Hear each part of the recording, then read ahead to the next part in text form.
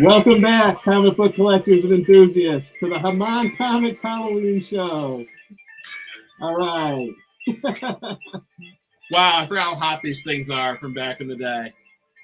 Guys, welcome to the show. We've got some awesome people tonight that I'm going to bring on one by one. Let me bring on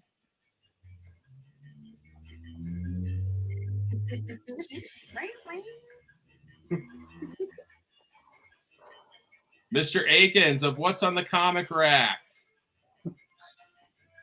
I've got Allan, the comic collector geek. I don't need a mask.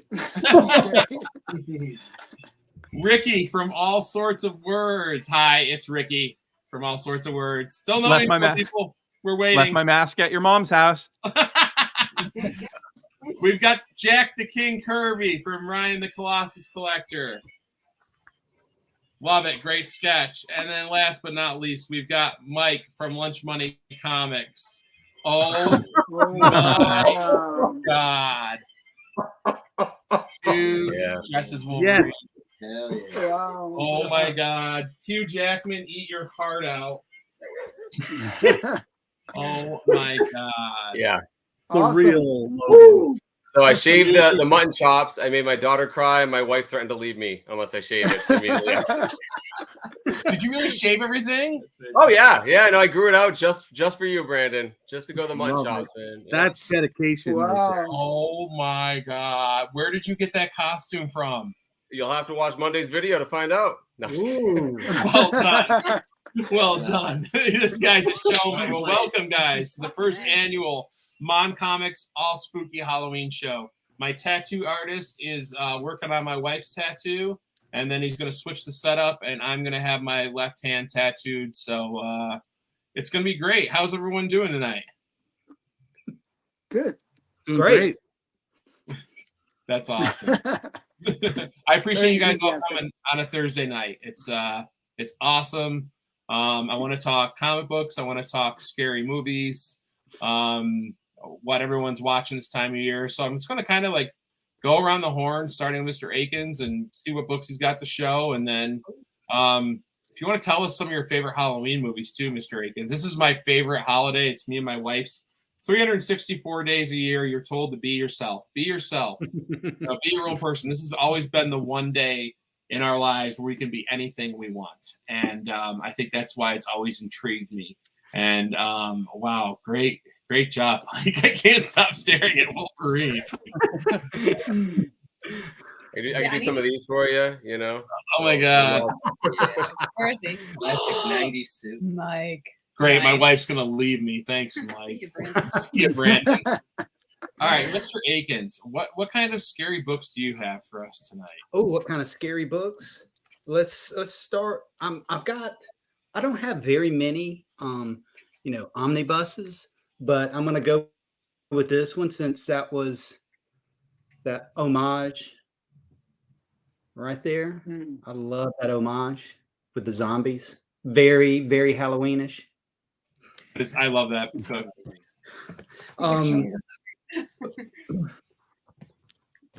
You specifically wanted a facsimile. You said, "Hey, show me all those facsimiles." Well, here you go. Here's a facsimile I picked up not all that long ago.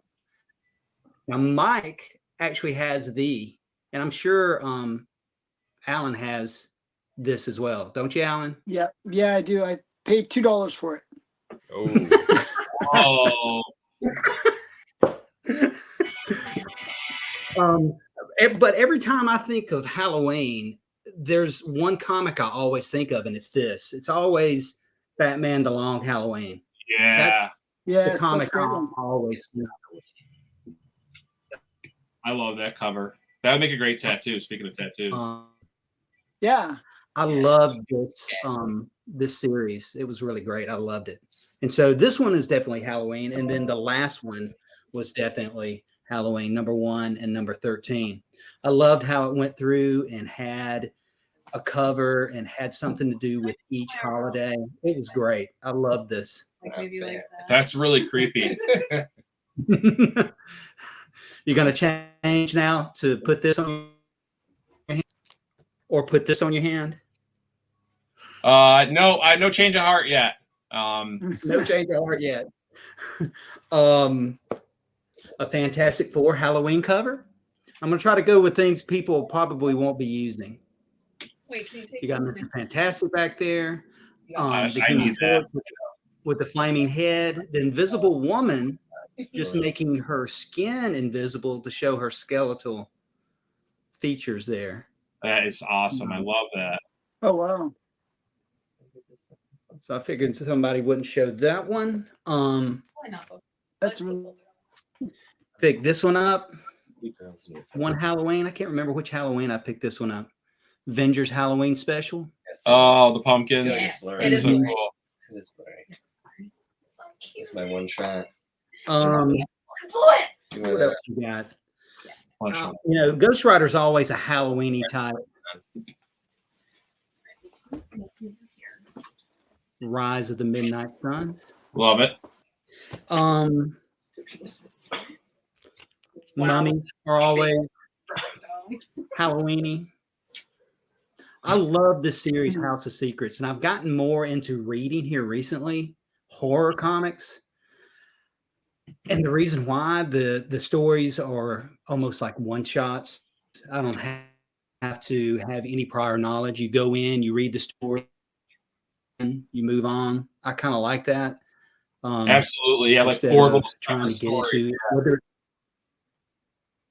whether it's Marvel or DC nowadays, I feel like I'm so far removed that it's hard for me to get in to either one of them because there's so much backstory that I feel like I'm lost. I'm like, I don't know what's going on. And so I've been picking up more horror comics here recently and reading those because they're just one shots. I can enjoy the art, enjoy the story, and then once it's over, and I can put it down, and I don't have to think about getting the next issue and the next issue. So I've been picking up a lot more of these. This one is my favorite Werewolf by Night cover. I've come to realize that this one's my favorite one. I've shown this one, and that's the reason I keep showing it over and over and over again. I love it so much. I know Allan loves bondage. it. Yeah, I love it. It's a great bondage cover. Exactly. So I love this one. This one happens to be my favorite of that series. And since I did a mummy, a werewolf, put a little bit of Frankenstein in there with a homage or a reprint of a comic. I'm sure. Allan, do you have this one? Nope, I don't. That one always reminded me of the movie The Thing. Yeah. Yes. I love. I can go through the whole long Halloween. You want me to go through the whole long Halloween? Give me 1 second. My wife just got her tattoo finished. We'll put that Ooh, up. let's This see is it. Mon-Comics tattoo. I Just can't really. can't come Oh, closer. make her big. Oh yeah. Make her Something big. your wife doesn't want to hear. She got a little kitty to commemorate our kitty we had to put down sitting on a Aw. pumpkin. It's so cute. I love it. Happy Halloween, guys. Happy Halloween. Thanks for hanging out, Miss Mon-Comics. Yeah. Enough of that. Then she follows that up with seeing nerds. This is a hobby for incels. Enough of that. Yeah, this is a hobby for incels. You have no idea. Alan, I'm gonna have you break out your covers. Now, All right, so Allan what's is a geek. There's a difference. Right. What other long Halloween books do you have, Akins? Oh, I've got the whole thing. We can go through. We got Christmas next. We had Thanksgiving, then Christmas with the Joker there, and then New Year's Eve. I love all these covers. I love every single one of them. It's a great run. Valentine's Day is next. That's cool. And who's on St. Patrick's Day? Poison Ivy. Nice. Oh, nice. And then who's on April Fool's Day? Joker. Riddler. Oh, Riddler. Makes sense. I love, and these are really good. You've got Mother's Day, Oh, That's nice. and then after Mother's Day, Father's Day. oh my God! I didn't know those Oh, that's existed. hard. That's I hardcore. think I have. it is, and I love the fact that he's a boy at Mother's Day, and for Father's Day, Man, he's he's cool. man. Drunk. That's very good. Yeah. Um, Do you need anything? Independence Day. Oh, interesting. And then Wait, what the was it? last one, It was like Catwoman. Roman holiday. You know, everybody celebrates the big one. Mhm. So yeah, I love all those covers on the Long Halloween, and I love the story. I love how it goes with each one of these holidays. There's a story that goes with it. I think it's That's So that's Awesome. mine. I've shown somebody needs to show some real books. You can put Allan on there, and he'll show you some real books. I'm going to bring Allan up next, but I want to tell everyone in the chat I'm going to be doing some giveaways throughout the night.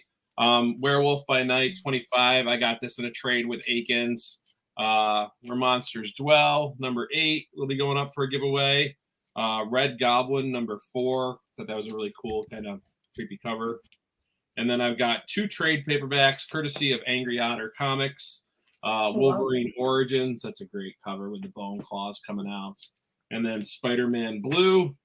And then I ran up to my comic shop that's kind of far away today, and I picked up 2 new ones. This cover is just amazing to me. Let me make myself big quick because it just needs that kind of justice. But it is the Crypt of Shadows that came out a couple weeks ago. So it's got wow. Man Thing, Werewolf by Night. I think that is it the Living Mummy over there? Is that who that's supposed to be? That just came out. Yeah. I missed it. Somehow I missed that. Scarlet Witch, Daredevil, Hulk, Deadpool. It's just a great cover. So this is going to go to the giveaway, and then another Halloween themed Hallows Eve, the big night, number 1. Nice. So I'm going to be doing some Halloween trivia, as well as just I'll have someone will do a hashtag something in the chat, and I've got the tool that Ryan gave me, so I can filter through and pick winners that way.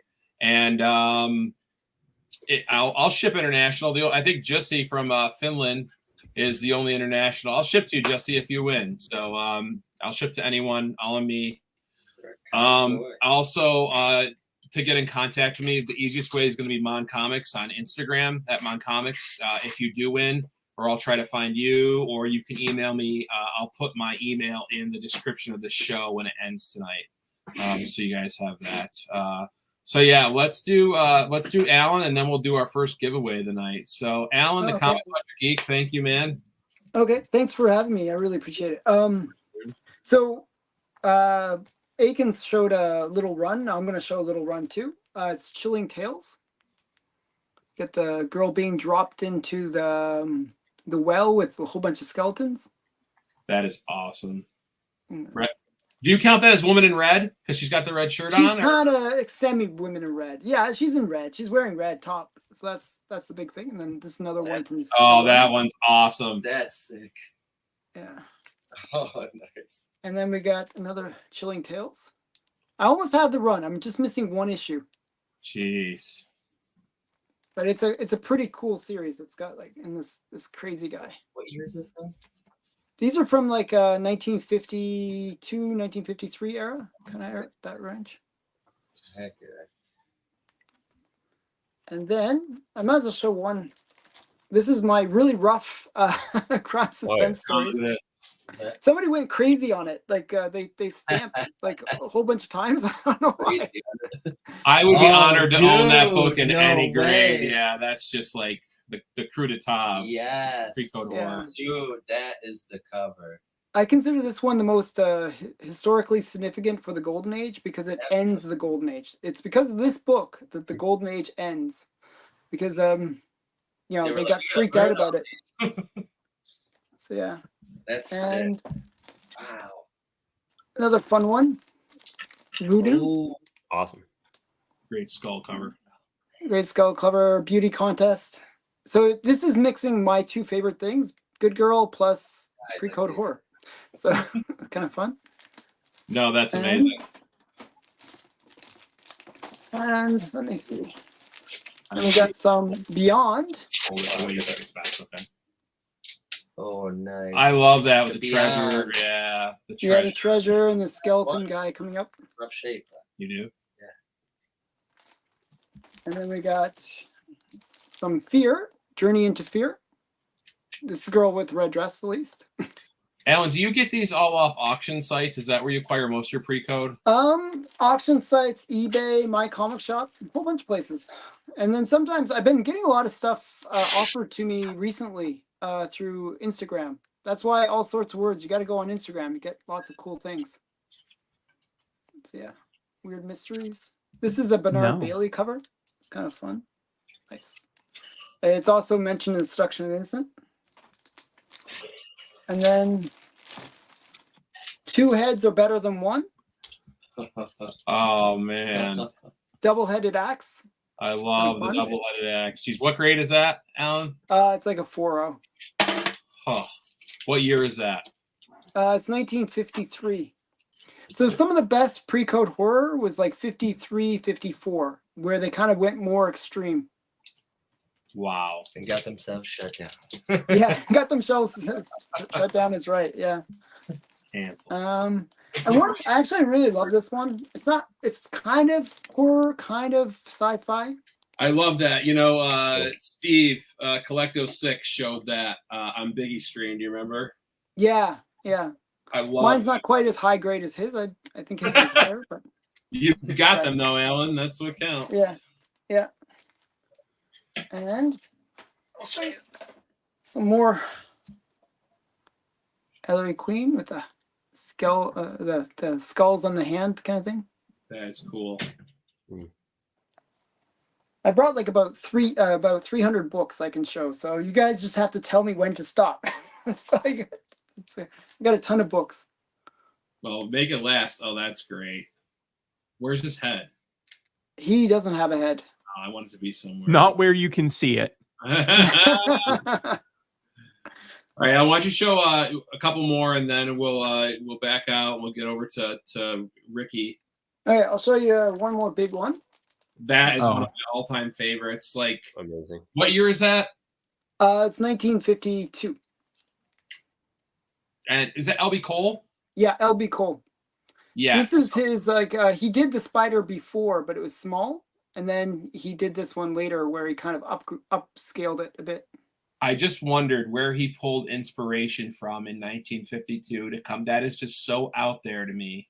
Yeah, the skull spider thing was a bit of a trope back in the pre-code horror days. You know, there was a bunch of covers with like skulls or people's heads on like insects or something like that. So just, I guess it was a kind of a thing to do. So Yeah, this death spider. That's the one. Yeah, and then I'll show you one more kind of cool one. I really like this one. This is Punch Comics. Oh yeah. The skull, the skeleton hand dropping the girl in the grave. Now this is not actually pre-code horror. It's actually crime, but it has that pre-code horror cover style.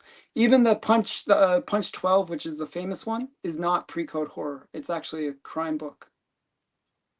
Is that a common thing? With is there just blurred lines between pre-code horror and pre-code crime, where it's just? Go ahead. Yeah, so the pre-code crime stuff was really kind of going that way. It seemed to sort of move towards horror, but it wasn't quite horror yet. So a lot of those pre-code crimes are like happening in like the early 40s, like 1942 to 1945 era. And then really pre-code horror wasn't until much later, like into the late 40s. It's really interesting. So pre-code horror came after that with all the skulls and death and stuff like that. Yeah. Interesting. Yeah.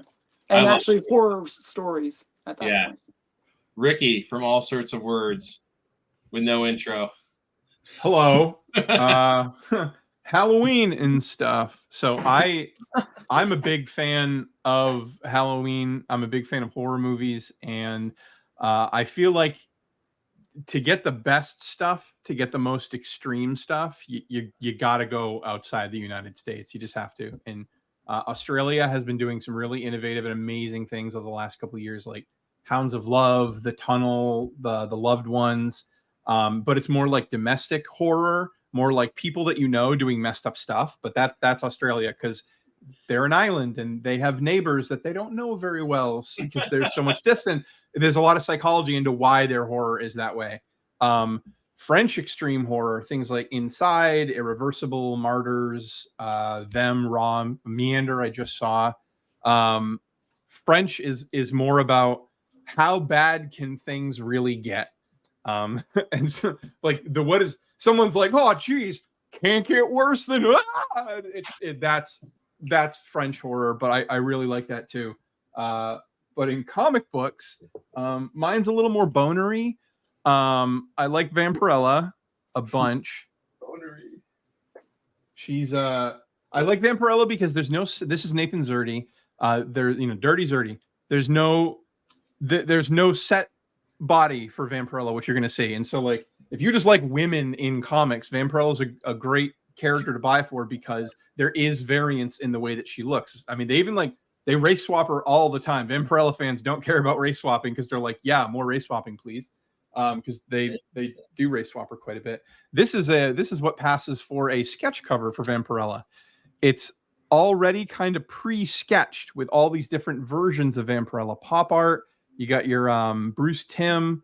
You have like an anime Vampy, and there's space up here for another Vampirella, so you could go to a convention and get your favorite Vampirella on top of this one. I plan. That's really smart. I like that. Isn't that great?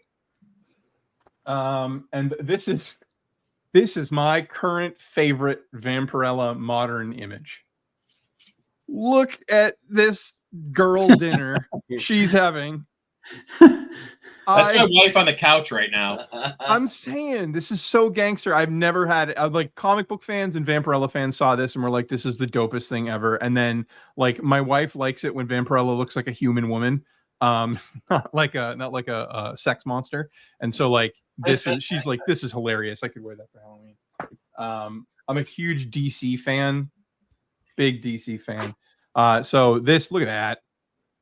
Come on. Such a cool homage. I'm saying. I also like 60s horror quite a bit. So imagine my surprise when you got Faster Vampirella. Kill. Sick. I love that. I always love that one. Bush Myers. This is my favorite overall Vampirella cover of all time. Vampirella 85 from the Warren Run. Look at it. Look. They never use space. Yeah.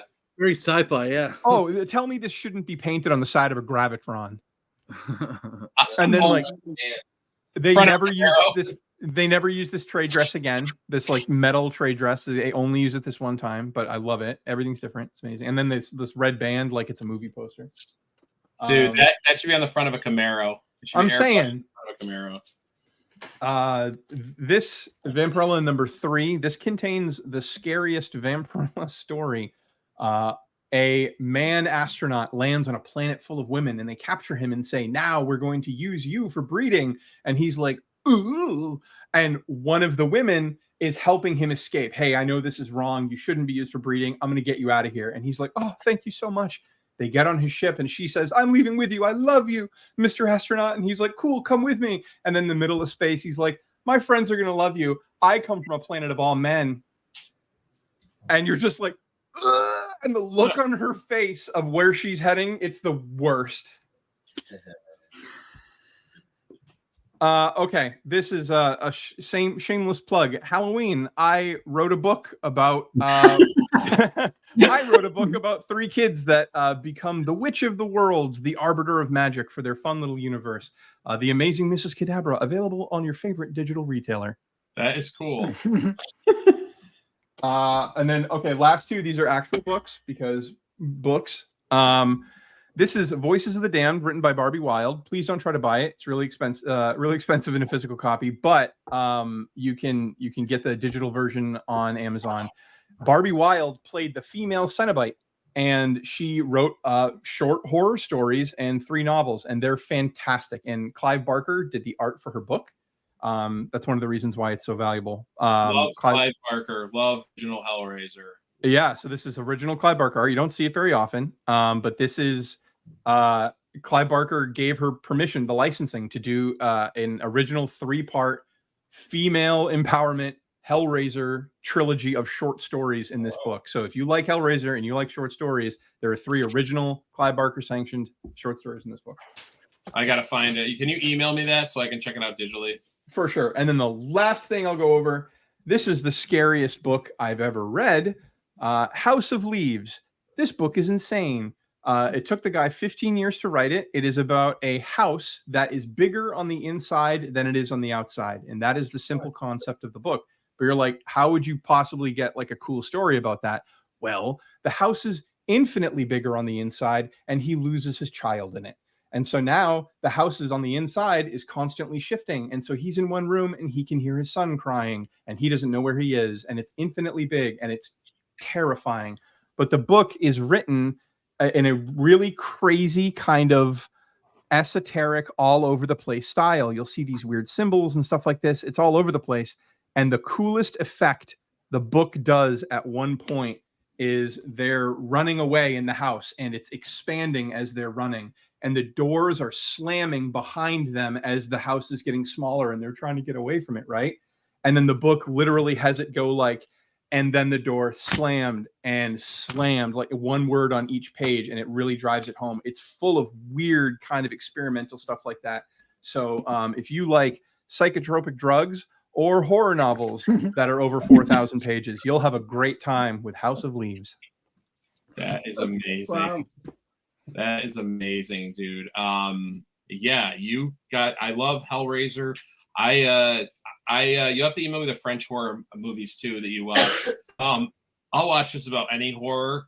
I had some downtime of the day. My kids were down, and I liked the original Howling, and then I watched the Howling 2, and it was just awful. I was like, wow, like. You have to, okay, but once you get to like literally once you get to like 7 or 8, they're fun again. Like they're just have fun. Take your brain out of your head and have a good time. They're really fun. As a kid, I just loved being scared by that kind of stuff. Before we get to Mike's next, we're gonna give a giveaway for Where Monsters Dwell. Let me make myself big. Where Monsters Dwell, number 8. This was written by Stan Lee and Larry Lieber, and the cover art was done by Jack Kirby, and it reprints stories from Tales to Astonish 26 and 21. I recognize my work. Pretty good. Yes, he does. Yes. So everyone in the chat, can you give me hashtag spooky to be entered in this giveaway? So everyone in the chat, if you could just type hashtag spooky, that will allow me to pull a winner. So if you'd like to be entered in this giveaway, shipping is completely on me. This will ship out Monday in a brand new Gemini mailer. Okay. So there's one hashtag spooky. Rob, thanks for coming, Rob. Local. Travis, yeah, get in on it, gang. Let Sean put that on your first one. That's over there. Sorry, Mr. M.O.N.Comics talking to me. So hashtag spooky. I'm gonna let that run for a second while I bring Mike on, and my tattoo artist is about to lay my tattoo on my hand. So I'm about to go one-handed here. Wolverine. Oh boy, do I look stupid? Yeah, you look awesome, dude. Yeah, okay. Well, let's try to do this. I can't do this with the claws. Let me take these off. Yeah, most people primarily know me as a Marvel collector, thus why I look like a moron. However, my favorite part of DC Comics is the spooky and creepy stuff. So I've been really into, as I've kind of had that New Year's resolution to expand my DC reading and collecting, I've gotten into the darker stuff, especially the Justice League dark characters. And to sort of satiate the normal kind of collecting of comic books, I kind of want the first appearance of Justice League dark characters, but they're great titles in their own right. So these were behind me on the shelf, and I realized I need it in front of me to show you guys. So let me go through some of those quick. Anyone who's read the 2011 Dark Justice League Dark series, which is part of the New 52, it's a fantastic series, by the way, if you want to definitely check it out. But the Justice League Dark team is put together by none other than Madame Xanadu. And this is her first appearance in Doorway to Nightmare #1. I think it's a Mike Kaluta cover. Other than the trade dress, is not particularly spooky. It's just a fantastic drawing of a woman with some cool tarot cards. So yeah, she puts the team together. She's sort of the I don't know, I get not really a team leader, but certainly like the almost like the Professor X to the Justice League Dark. So very cool comic book right there. This is the most Halloween cover I could possibly find, and it's this. This is Adventure Comics number 428. This is the first appearance of Black Orchid, who's a character with a very complicated history. She's gone from sort of a woman in a costume to a plant-based creature that's associated with the green and poison ivy and swamp thing and things like that. But this is a Bob Oxner cover, and it's just fantastic. I just love how 70s gothic horror this book is right here. Yes. It's just killer. And I don't know what it is, but the pinkish purple orchid costume, it just works. It shouldn't work with the Halloween cover, but it absolutely does. It pops. The pink in orchid. I just love it. I just love this cover. I always have. Very cool book there. This one's familiar to everybody, I think. This is Etrigan the Demon, Jack Kirby goodness from the 70s when he started getting into all the weird stuff. But of all the titles he started, this is usually his most critically acclaimed. Very cool character. It's a great cover, the yellow and the red. Brandon, I know you're a big fan of this one. Oh, yeah. Well. Yeah. Character, I've really, I used to kind of make fun of this character because he spoke in rhymes, and I never really got him when I was younger. But when I started reading it, I'm like, oh, he's the coolest part. He's like, and all the Justice League Dark cartoons, he's such a badass. He's awesome, and he's a badass too. Exactly. So I've grown to love him actually. Here we have the first appearance of Constantine in Swamp Thing number 37. Although it's debatable if he has earlier ones and cameos, this is actually his first appearance where he looks exactly like Sting, the musician. Also a very cool cover. I believe this is a Rick Veitch cover right here. But now we're getting to sort of the big ones. Zatanna is one of my favorites too. I have her first appearance back there, but it's not a spooky cover. It's just Hawkman falling. Not really in the spirit of Brandon's event tonight. So I'm skipping that and jumping right to this. So this is not the first appearance of the Alec Collins Swamp Thing, which I do have. Instead, this is my favorite Bernie Wrightson cover of all time. Allan did a 70s cover, Bronze Age cover sort of challenge. And this was absolutely on my list. I freaking love this cover so much. I love everything about this cover. I love that it's a counterpoint to Swamp Thing number 1, where you actually see his face. It's as if he turned around. I love the fact that the trade dress complements the sunset and the bayou. I love that the green matches, Swamp Thing. You guys see that? I'm trying to get the right. I'm not doing justice to the colors in this book. So easily one of my favorite comic books of all time. Love it, love it, love it. I know, Brandon, you're a Man Thing lover, but yeah, I love them both. I love them both. Probably my favorite scary cover, and also my favorite Justice League Dark character. It's got to be this. Here we have Strange Adventures number 205. It is 205. First appearance of Dead Man, Boston Brand. Killer cover. I think this is Carmine Infantino, who's not an artist I like, but I love this cover. And very famously, the rest of the series was picked up by Neil Adams, who actually wrote a lot of them as well as doing the art. And I collect a lot of those up on the wall behind me somewhere. But this is that first appearance, and that's a killer cover. I love it. I love this putrid green kind of brown background. I don't know what it is about this cover, but I've always loved it.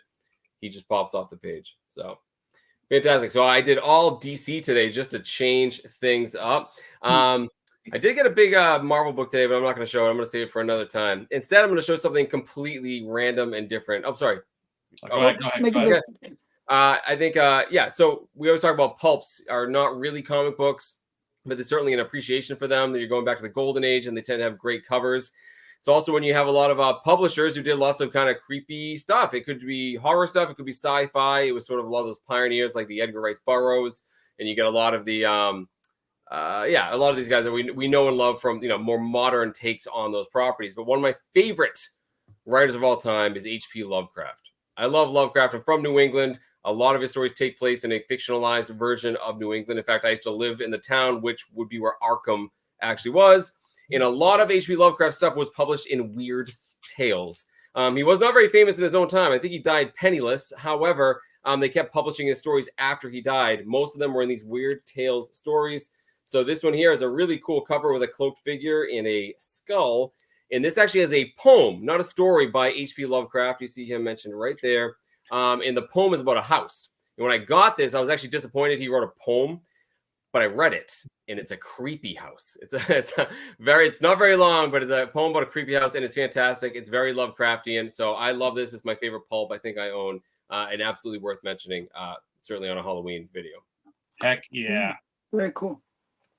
Yeah. Awesome. That was fantastic. Let me do the drawing quick for Where Monsters Dwell #1. So hashtag spooky. We got 16 entries. I'm going to draw. I entered in. I hope that's okay. That's my friend.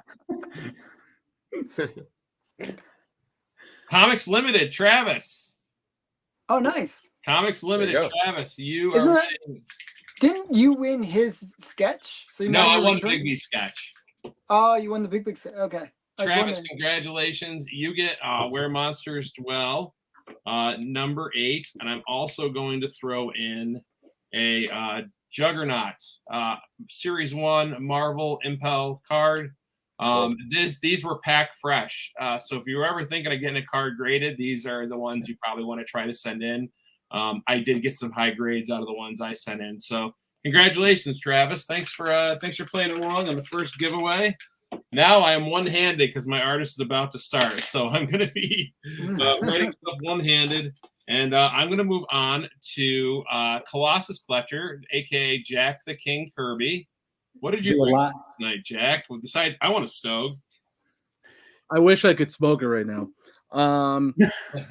So I brought a few books. I will admit I'm not really a horror guy, Halloween guy, but I had a premonition that I would one day end up being on a YouTube Halloween special.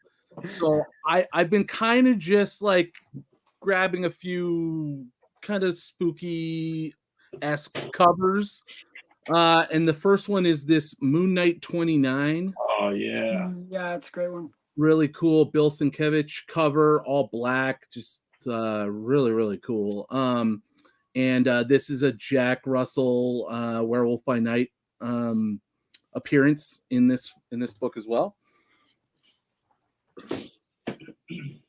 Next up, I've got Supernatural Thrillers 5. Oh, yeah. Mummy.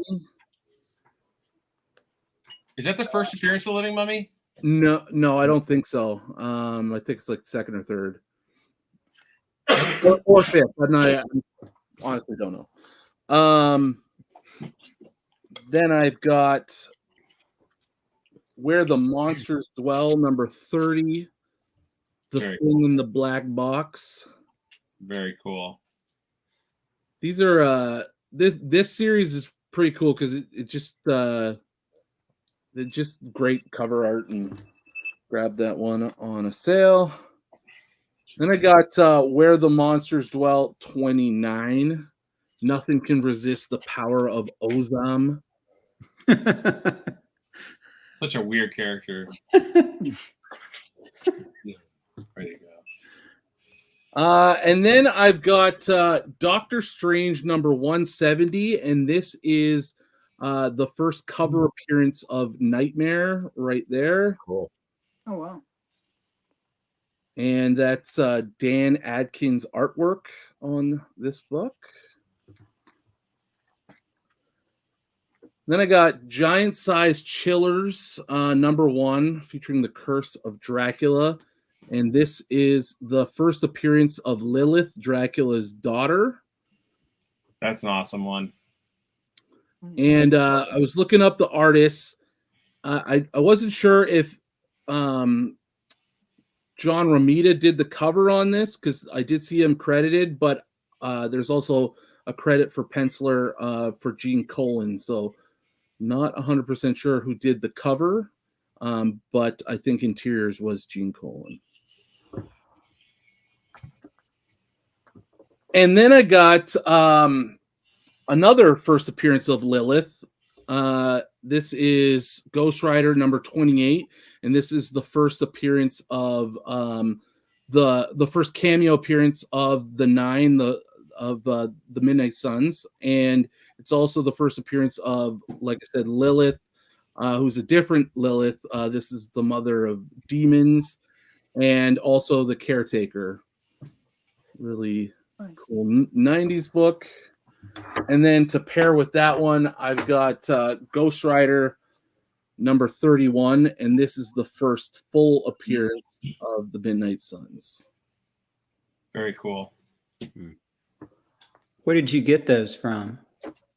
I bought them raw and got them graded. I bought a bunch raw last year, and yeah, luckily those two both came back in 9/8.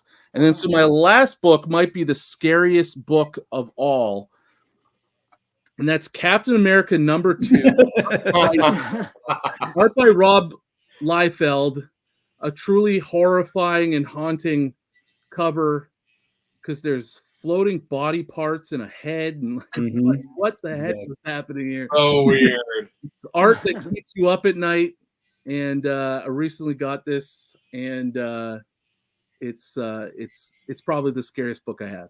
His shield looks like a Pringle. What a fever dream that comic. It's so like, what the heck is going on right there? Oh my god! I've never actually met a Rob like, hi, I'm a Rob Liefeld fan. I've never met one. I'm not entirely sure they exist. Do you guys remember obviously the worst Captain America picture of all time? I make a joke in my video on Monday when I put, but look at his chest. it would make him quiver. I mean, this is like, it is Pretty still much. not as bad as that picture. If you painted that Captain American colors, you could recreate that cover. Exactly. Yes. Yeah. That's hilarious. He just homaged himself with the Falcon, or know. Captain America Falcon one. That's pretty funny. But he definitely did some corrections. Yeah. So my tattoo is underway. I've gone kind of quiet. Is it painful? It's been a while since I got this. This was my last one, which was like 7 years ago. And you forget what it feels like, Compared to a herniated disc, it's nothing. No, my back feels great right now, actually. Takes all the pain away. All right. So I got one for the chat. Before I go on to show some books, I want to do a little trivia. I want to see how well people know. This is some basic horror movie. I have some basic questions. So to win the Red Goblin book, which is this book, let me make myself big. So Red Goblin, number 4. This is going to be a trivia question for everyone in the chat. First one I see answer this correctly will win. So we'll say, who was the first killer in the original Friday the 13th movie? Who was the first killer in the original Friday the 13th movie? First one to answer gets the Red Goblin number 4. Answer correctly. Does anyone in the panel know this without saying it out? Yeah, I have my photo Of with course. the actress. Freddy Krueger. Jussie from Finland. Guess what? I mailed my first comic to Finland. Oh, he got it? Jussie, that's one. Mother, right? Red Goblin. It is the mother. It is Mrs. Voorhees. She kills everyone in the first one, and Jussie, congratulations. The actress's name is Betsy Palmer. I told her she had lipstick on her teeth, and she gave me a big kiss on the cheek because I had the bravery to tell her she had lipstick on her teeth. You got to meet her. Where'd you meet her at, Ricky? It was Cherry Hill, New Jersey, Monster Mega Fest 2011. That's awesome. She was a lovely woman. I mean, you could argue the camp counselors that let Jason drown were the first killers. Yeah, that's true. Really good, yeah. Real technical. No sex, no drugs, folks. That's the rule, They're all busy. All right, so let me show some books. The first books I want to show tonight are by my tattoo artist, who not only is a tattoo artist and a master, a wood craftsman that does a lot of woodwork. What's your Instagram page for that? Dark Heart? Yeah, Dark Woodcraft. Dark Heart Woodcraft on Instagram. You can check him out. He does some amazing stuff, but he also published a comic called Bitey. And he's got 4 issues going so far. And it is a zombie book. And the zombies are called Bitey in this. And the story follows this young girl, Harmony. And she has a pet snake called Famimi who can sense the zombies. And so far, she is immune to zombie bites. So far, he tells me. And then issue 2, we see on the cover we have one of the characters, F-Bomb, who is a zombie slayer. He's very Deadpool-esque. This is a great read. He works really hard on these. You do these all through Kickstarter, right? When you come up with a new.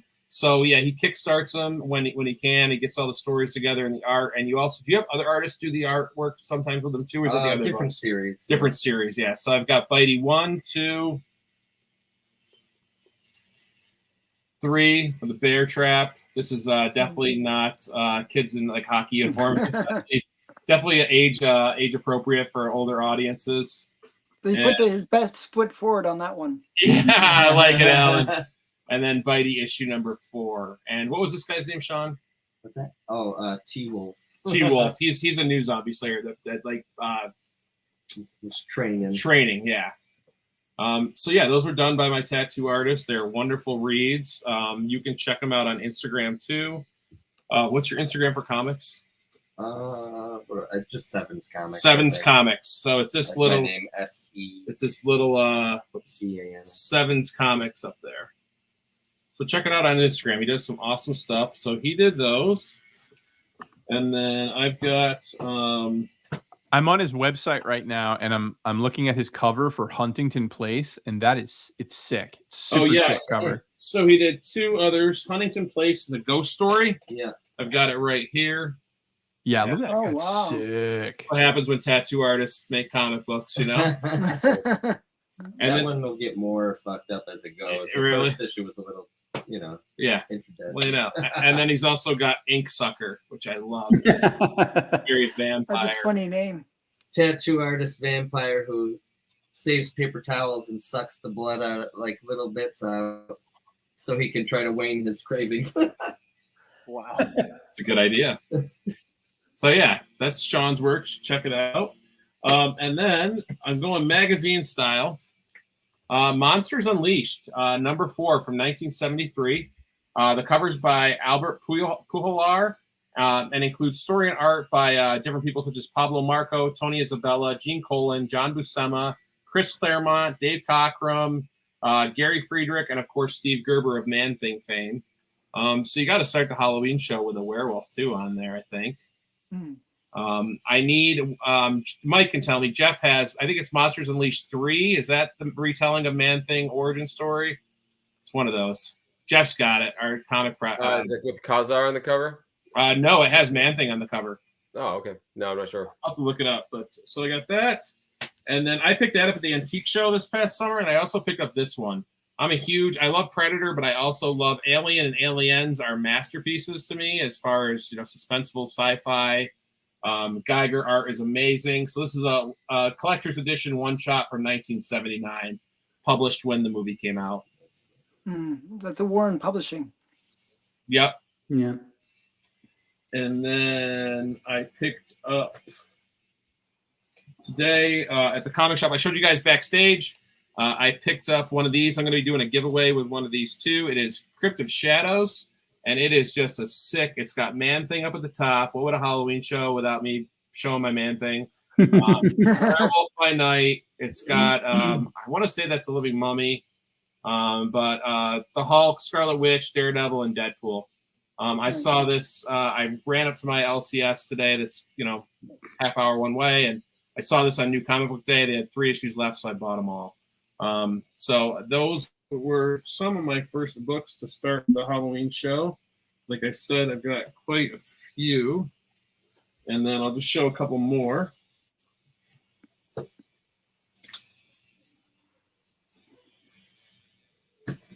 So in Mike's vein, I've got Phantom Stranger, number 40 from 1976, a little dead man on it, written by Paul Levitz, cover art by Jim Epro and Joe Letterisi. Just a cool. I found this like one of the small only flea malls around here, and you can't have Halloween without Dead Man, right? Nope. So pick that up. This one screams 90s too.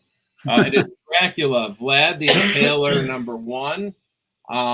It's written by Roy Thomas, actually, and the cover art's by Esteban Maroto. and just a fantastic cover. I mean, really, I love the skull with the eye like staring down, and the other one coming up. I mean, there's just so much. The longer it looks simple enough, but the longer you look at it, the more beautiful it gets. Mm-hmm. And I was a big fan. Were any of you guys fans of Bram Stoker's Dracula? I actually liked it. Oh, Yeah, it Gary good. Oldman? Yes. Yeah, dope movie. Yeah, I mean, it's like Keanu Reeves, Winona Ryder. I mean, the accents leave a little bit to be desired, but otherwise, they do. But I'll tell you what. I mean, at the beginning when it's telling his story and he's stabbing the cross and blood's coming out, and he's got that sick armor. Who was designed? Ricky, do you remember? It was a Japanese artist who designed that armor. I know that. I thought you might. Yeah, Ricky. You're the anime guy, Ricky. Come on. Who's the costume designer for? Dude, I don't know. I was putting in the spot. I thought you'd know, Ricky. I thought you'd know. Good lord! Did a great You could have job. made anything up, Ricky. We would have been with you, man. Yes. Yeah.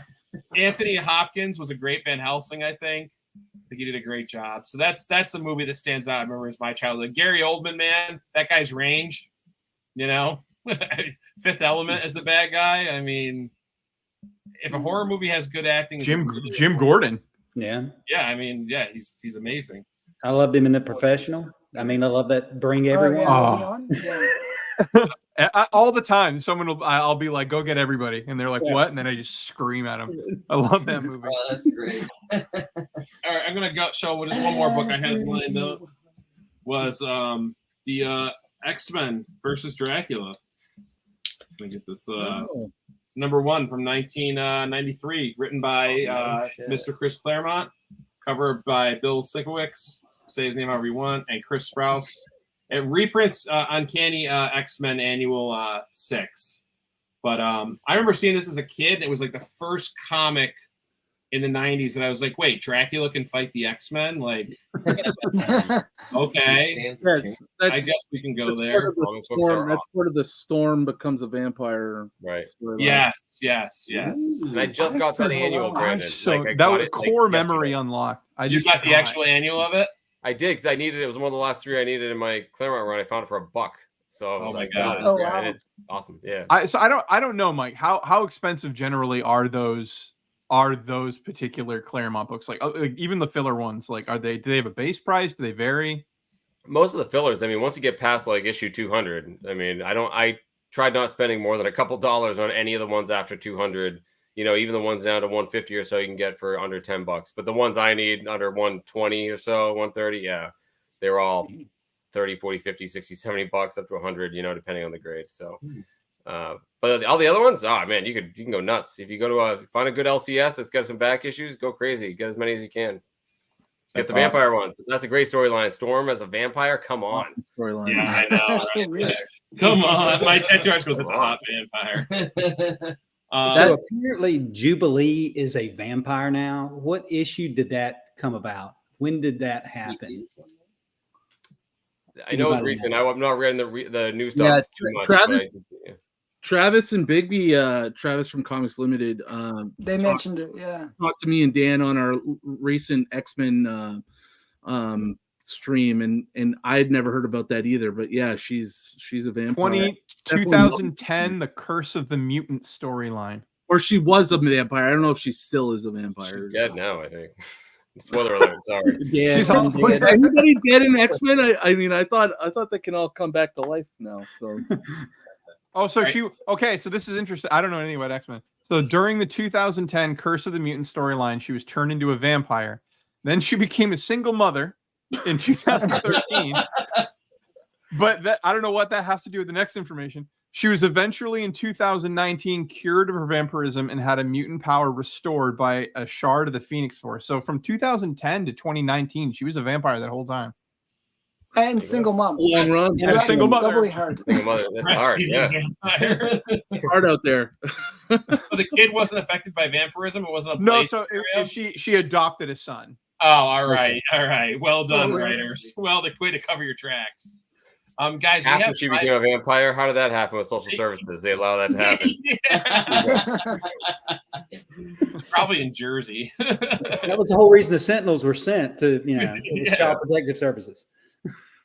We have about 5 minutes before I have 5 more content creators coming in, but they'll just pop backstage, right? I just can't add them. Is that correct, Colossus?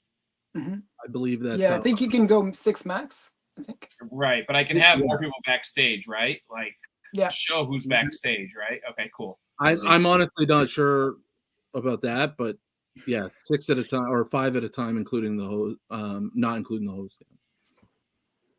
Well, we shall see in a second. We closer. I have one question for all of you guys. Any of you guys smoke cigars? I do. No. Ryan does. Oh, there you go. So I have a prop for the Wolverine costume. However, it's the cheapest cigar you can buy at a gas station convenience store. So I'm going to throw it away unless you want it. But I'm guessing this would turn you green. So this thing's toast. You honestly don't have to pay to send that up to Canada, Mike. I got a humidor over here with a bunch. So it's, wow. Well, it's going in the trash. You probably never. Yeah, I'm not even going to tell you the name, Rand. I'm embarrassed. But unless you think it would grade a 7.5. Well, if you bought it as a prop, you know. It's a prop. Yeah, I didn't want to open prop. it just in case. So. Ryan has a humidor, and I have a Dragon Ball Z lunchbox full of pot. You know, it'd be cool if I had a Dragon Ball Z humidor. Ooh, that'd be cool. Full of pot. Now, all right, now I'm actually worried. The wheels turning. So I'm wondering. I don't know exactly how StreamYard works. I'm going to ask if you guys wouldn't mind logging off, so I can get the next 5 creators on here. And if you guys are still around, like I'm just getting the outline done. So if at 10 o'clock anyone's up and bored and wants to come back and hang out, you're more than welcome to. I'll definitely be in the audience after I shave. I need to, honestly, this has to go. I have a meeting at work tomorrow. Like, I have to talk to actual human beings tomorrow. This can't stay. It's not going to happen. So now you can't go trick-or-treating like that. And this isn't going anywhere either. So, dude, you are amazing. Thank you so much. Thanks, everyone. Awesome. Thanks for having us. Thanks all of you for coming and just donating a little bit of your time. Can any of you guys hear the gun going, the tattoo gun? Can you guys hear it? Not at all. No. Not at all. It's got a super I was quiet. surprised you didn't have a camera mounted over your hand. Almost did it, but it would have taken away from one of the spots because I could have done it. I could have mounted my phone over it, but I was like, nah, I'd rather have another creator in here than, you know.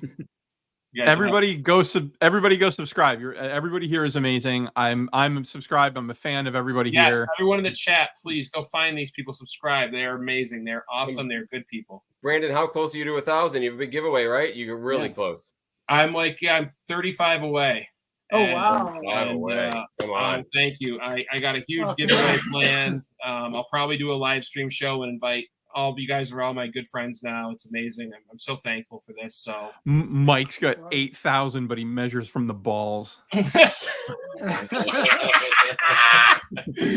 why I invited Ricky. All right, guys. So chill out, check out, hang out and chat. I love you guys so much. Thank you so much, all. Thanks for having me. Thanks you, guys. While I'm waiting for the other creators to come on, I'm going to do another giveaway. This is another trivia, and I'm going to make it a little harder. Okay, so next trivia question, first one to answer.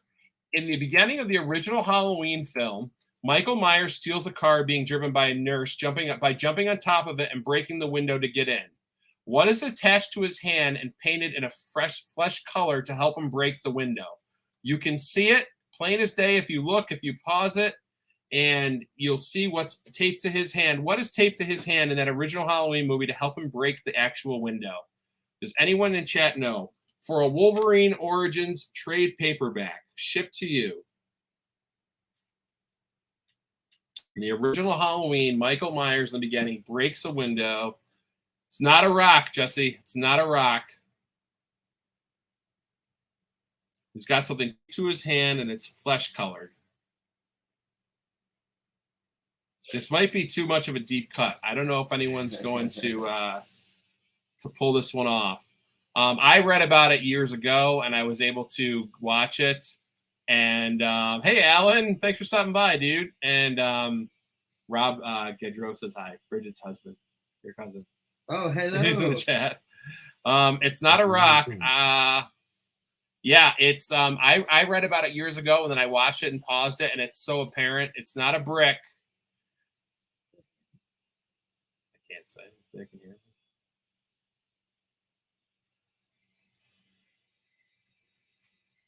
Hi, Casino Comics. What's up, my friend?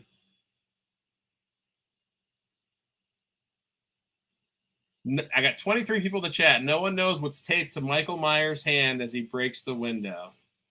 Thank you for dropping in, man. I appreciate it. It's not Ricky's head.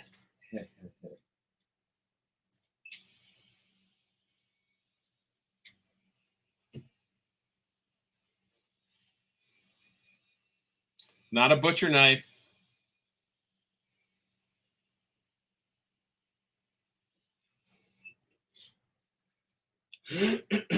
You have this trade paperback. It's not a hammer. Tim Wright, I will switch this out if you know. Throw it out there. I will switch it to a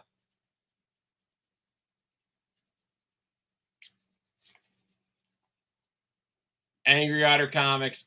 Got it. It's a wrench. It's a wrench. Michael, I'm going to send you something else, buddy. I'm going to send you a different book since you sent these to me. It is a wrench. He has a wrench taped to his hand, and you can see it.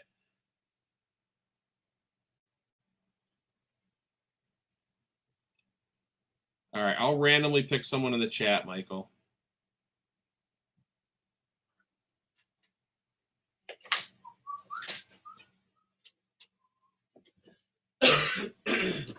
All right, so I think the outline is done. Yep, the outline's done on my tattoo. Let's move to some coloring and stuff now. I'm going to bring onto the stage with me. Oh my gosh. Yeah, now we're getting spooky. I've got Carlos from Comic Journey. Welcome to the show, my friend. What's going on, man? Dude, happy Halloween. Immortal Biggie Shat, welcome to the chat. There's Same to you, man. Same to you. Thank you for popping on. And I also got JP of the Absolute Game of Nerds right here. Dude, that is fantastic. I love it. How's it going? You guys hear me all right? Yeah. Really fan up there. Give the big fan. It's in the garage. Welcome, guys. Welcome. What is that? Oh, it's your mic. Okay, I need a nice mic. I can move it back. There we go. Oh, that thing's hot. So yeah. Let me see who else is supposed to be jumping on at this time.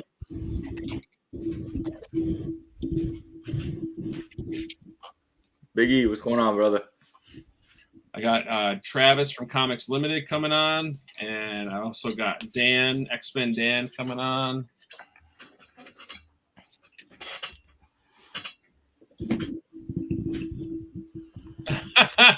Big V McFly, the comic guy.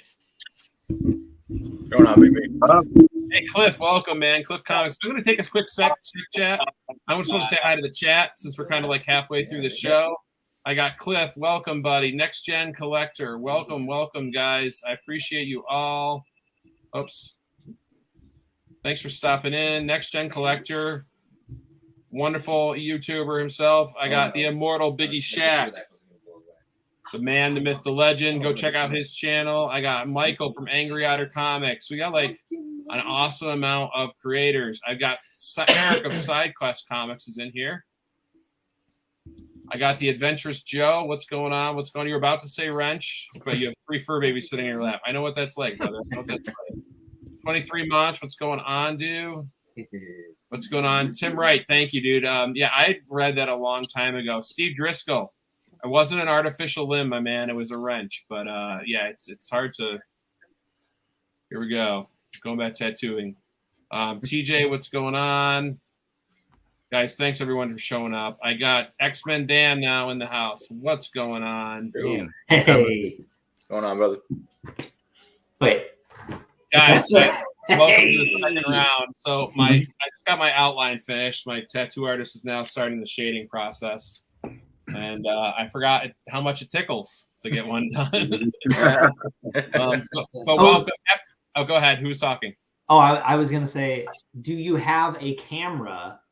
You got to have like the overhead. It would take away. I was going to, but it would have taken a camera spot from a creator. I could have mounted my phone over it, and I thought about it, but at the end, I was just saying before everyone else jumped off in the first round that I just would rather have a another creator in here, you know. But welcome to the first annual Halloween show, guys. Halloween is mine and my family's, my wife's favorite holiday. It's quickly becoming our kids' favorite holiday. I said before when I started the show, for 364 days a year, you're told to be yourself, you know, and then one day of the year you can be anything you want. And as a kid, that just intrigued me. I loved horror. I loved everything I wasn't supposed to be watching. I grew up on 80s Ghostbusters and, you know, every kind of scary movie or comedy scary movie. So this is a big Halloween or holiday for me, and I've been wanting a tattoo for a while, and I just thought this was a good excuse. So all we're doing tonight is I asked all the creators to we got 25 people in the chat. Thanks, everyone, for hanging out. I asked everyone to just bring some scary books to show off, and I'll probably have some time after talk some Halloween movies. I'm going to do some giveaways. Speaking of, in the chat, oops, I'll go back. Sorry, guys, I'm setting up another giveaway. Everyone in the chat, give me a. Go ahead, Big B. I'm gonna be right back. I gotta go get a. I've got a guest person to show you guys. Oh, Guest person. Okay. Well, Big B is doing a guest thing to show us. I would like everyone in the chat who wants to be entered in a giveaway for a sweet. Let's get right into the Halloween. Let me make myself big. I've only got one hand here, folks, so bear with me. Hallows Eve, the big night, #1. Sweet cover. That's a cool cover. Obito, what's up, dude? So anyone in the chat, let's do hashtag mask, MASK. So if you want to be in on this giveaway, absolutely free. I'll ship it to you. Hashtag mask will get you in on the giveaway. So please, gang, anyone who wants to enter in the chat, hashtag giveaway.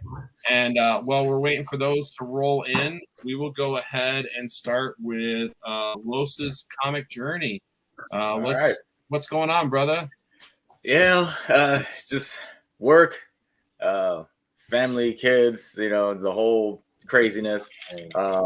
Trying to dig through, you know, the mess that's behind me. Also, like these boxes behind me, trying to look for you know, any kind of like horror, you know, monster books, stuff like that. I don't particularly collect that many like horror titles, but as I was going through it, like I actually found quite a bit, more than I expected. So I'm gonna just kind of start off. I mean, I haven't read this series. I just got the first issue. I was planning on reading it, but never got around to it. But the cover was, you know, intriguing, and that is Stuff of Nightmares. That is awesome. You know, wow. You know, that was just a pretty sick cover. So I'm like, yeah, that looks interesting. If I have a nightmare, it's your fault tonight. That's the scariest I've seen so far. So I grabbed that, and then I guess they had like a glow in the dark cover. I haven't tested it out yet, but you got some guy getting his intestines rip out. So there you go. That is fantastic. Yeah, what'd you talk about? You got no horror comics. Yeah. Guys, bringing the scariest stuff we've seen tonight. So like I said, I was just trying to dig through. I'm like, oh man, what do I have? I'm like, oh, I forgot I had this. I got Nice House on the Lake #1. So this is pretty good story. I think I stopped reading at like issue 3, I believe. I just stopped picking them up. But it was a pretty good story up to then. But you got the nice Bones cover there. I know this one also had quite a bit of variant covers as well. But I only picked up the cover A. This next one I picked up purely because I'm a Zatanna fan, and I thought it was pretty cool. But it was Night Terrors #1, the Zatanna cover, and yeah, I had to get this cover. What a beautiful cover! Yeah, that I had to grab this. That was just a gorgeous cover. What's the name of that one? It's the Night Terrors storyline. So like I know each character had one. So like there was like Night Terrors, Wonder Woman, Batman, Zatanna. Like everybody had a title. And I grabbed this variant cover. I had to grab this one. Sick. So that was just a sick cover. Next was just like a nice indie title, nice little vampire story. And it's been running for a little while now. I think it's on like issue 32 or something like that. But we got Philadelphia. Oh, yeah. I've heard great things. I need to pick that up. Yeah, so this is the second print actually. I have the first print as well, and I think I have like the first 6 issues, I believe. Pretty good story, but I haven't been able to continue on. It's just too many titles. This next one is Marvel Zombies #1, and this is a variant cover. That's great. I've seen that one. Just a nice. I believe this like I want to say In Hook Lee cover. So it's just pretty cool cover. And next is a book that I actually just recently picked up. I went to like a antique mall in Rhode Island and was able to find a bunch of books. I actually found a pretty healthy run of Man-Thing, actually, and almost every issue was like $8 or something like that. Heck yeah. Didn't pick them up, but I mean, I was like, oh, I mean, if anybody's actually looking for some, I know a place that has quite a bit. He knows a guy. Yep. So this one I picked up purely because of it's the first artwork of David Michelini, and it's House of Secrets 116.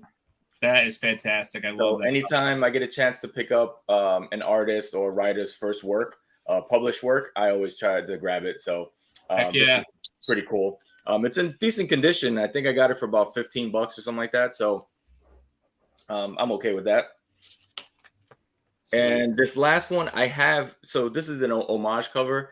I have the original #1, but I couldn't find it in the mess back here.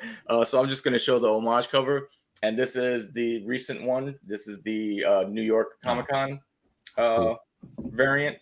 And just a gorgeous homage cover to Swamp Thing #1. So yeah, I think that was my favorite one to come out of New York this year.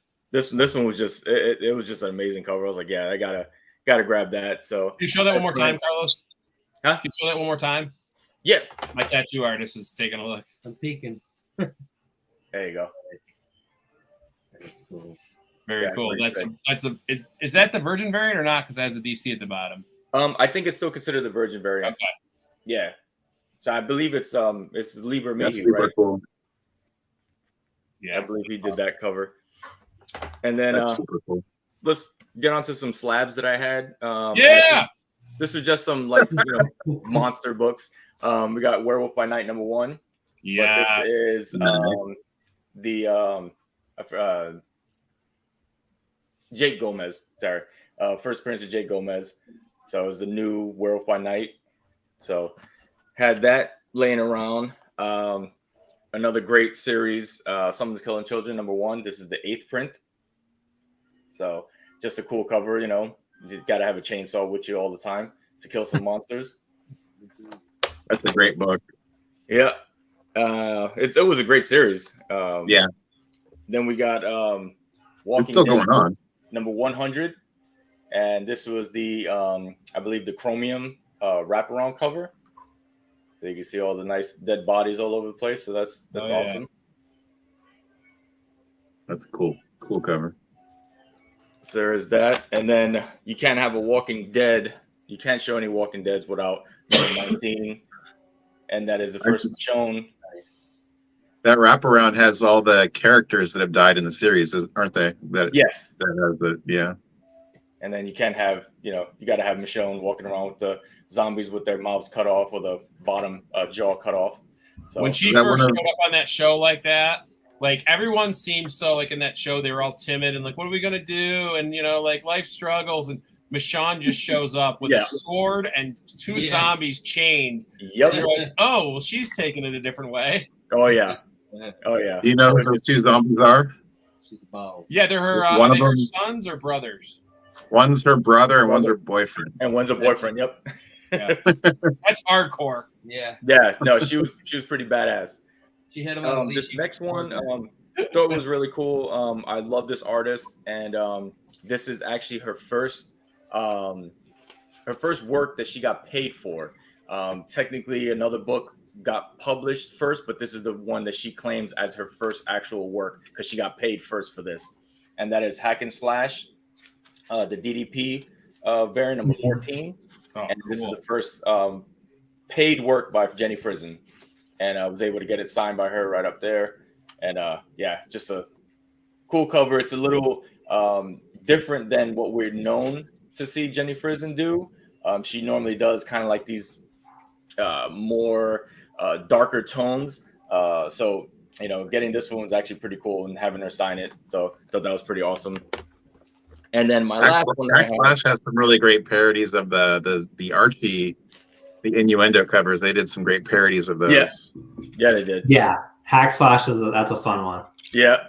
And then the last one that I have is again from Something's Killing Children, but this was one of my favorite covers. Love this artist, and it's Jay Lee, and that is the #1, the variant cover, and got it signed by him. And just love this cover. Love Jay Lee's artwork, and I thought about getting like the remark that he does on these sometimes, but I just didn't have the cash for it at the time, so I was just able to just get his signature on it. But this is a great series. That's a sweet cover, though. That's a true piece of art. That is a true piece of art right there. And I remember actually buying this off the rack when I couldn't get the first print, and I was like, oh, they had this one there, so I just bought this one, and you know, I'm super happy with it. Cool. Fantastic. That's really nice. Carlos, All can right. I ask you, while I got you, what's your favorite Halloween movie? My favorite Halloween movie. Ooh.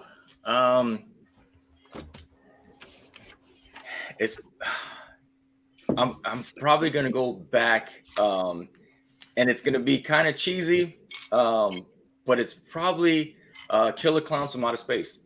No, yes, there are no wrong answers. Yes. First of all, but that one, I'll tell you what. As a kid, when I saw that, I was like, "This is what puts fear of people from clown." I mean, everything from the cotton, putting them in cotton candy, put out, and like every weapon they had that was just diabolical. Was just like it was. That's truly a classic. That's not cheesy at all, man. That's You kill them by popping their nose. Is like it's come on. Yeah, you got to pop the nose. Okay, I so ordered that. I ordered that DVD in Amazon in August, so I'd have it for this week to watch. Nice. So yeah, that's awesome. Awesome. So here's my guest. Big B, who is that?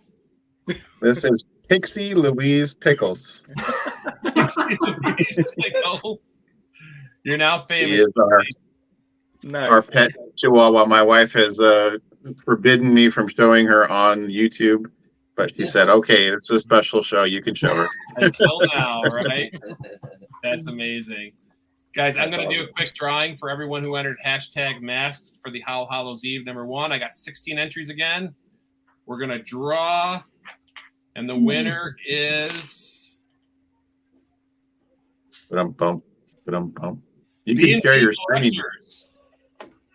B&B Collectors. Congratulations. If you're still here, B&B Collectors. Are you still here, B&B Collectors? You get the Hallows Eve #1. That is awesome. Nice. Congratulations. I think he's on Instagram, so I can find him. Awesome. So let's move on. JP, half of the Absolute Game of Nerds YouTube show. Believe in yourself, and you can never do wrong. Man specking on Lobo more than anyone else, and he's gonna pick Lobo. I just saw someone was selling a 9.8 Omega Men 3 for $400 last night on a sale. So I think they're already gonna start climbing. JP, I think they are. I'm in the money now on that one. I just needed to hit 500, and I'm right. And I won. I love it. I appreciate your setup in the back with the severed hand and the skeleton. That's awesome. Yeah, that is so appreciate it. That's pretty cool. But yeah, this one I just picked up yesterday at an antique store. That weird Mystery Tales number. I guess it's Spectacular or Special #4 or something. The Bernie Wrightson cover. Yes. I just found that yesterday, so I was pretty happy with that. Perfect timing for it's cool, man. That's awesome. Little shrine. I love that you set the mood for sure. Yeah, with the lighting too, it's all dark in there, dude. Yeah, you got it. Nice. Yes, set up. I got some good pictures. I've been doing a book a day for Halloween, so some Halloween cover for the last 26 days. And I've been watching Halloween. Great. Halloween will be my best, so I'm looking forward to that. I just did it today. I got it saved in drafts, and I'm looking forward to popping it out there on the 31st. So that's fantastic. What books did you bring tonight for us?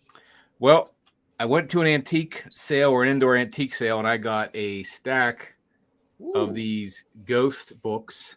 Yes. Weird Ward Tales. Yeah. You know, I mean, these are just. I mean, this one's a cool cover. Actually, I don't know much about these ones. If they're Neil Adams or Bernie Wrightson, and I don't think they are. They don't have a whole lot of value to them. But you know, Tales from the Crypt here. You know, a bunch of these unexpected.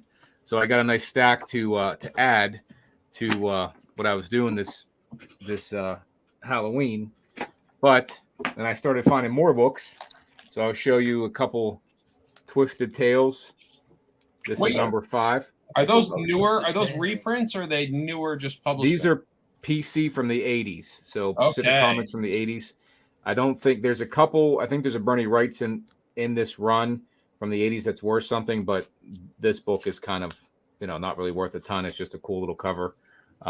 This is probably my favorite awesome from that run. That's my favorite. Yeah. So I like this one here.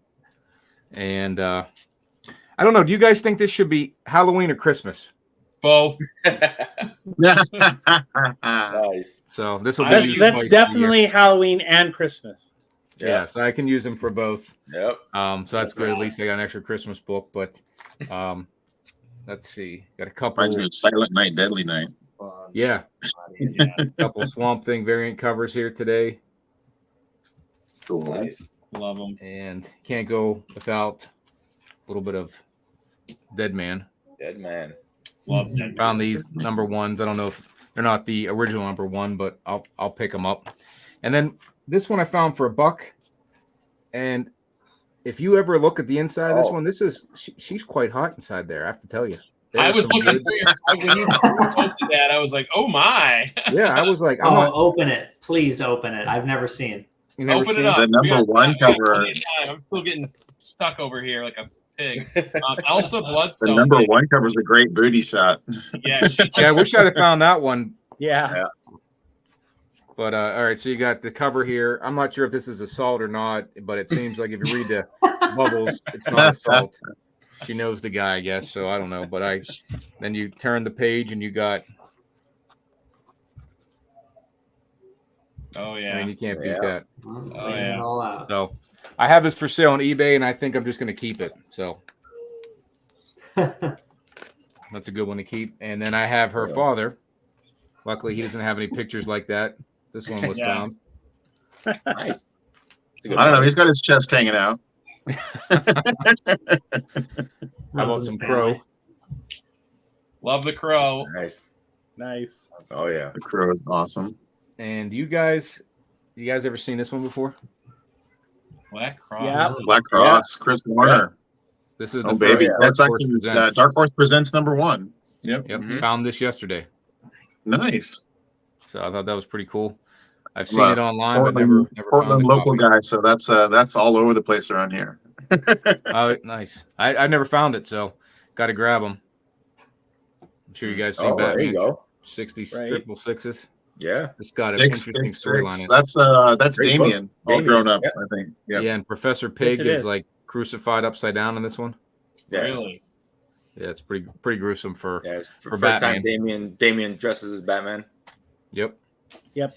And let's see, we got another Bernie Wrightson. Oh yeah.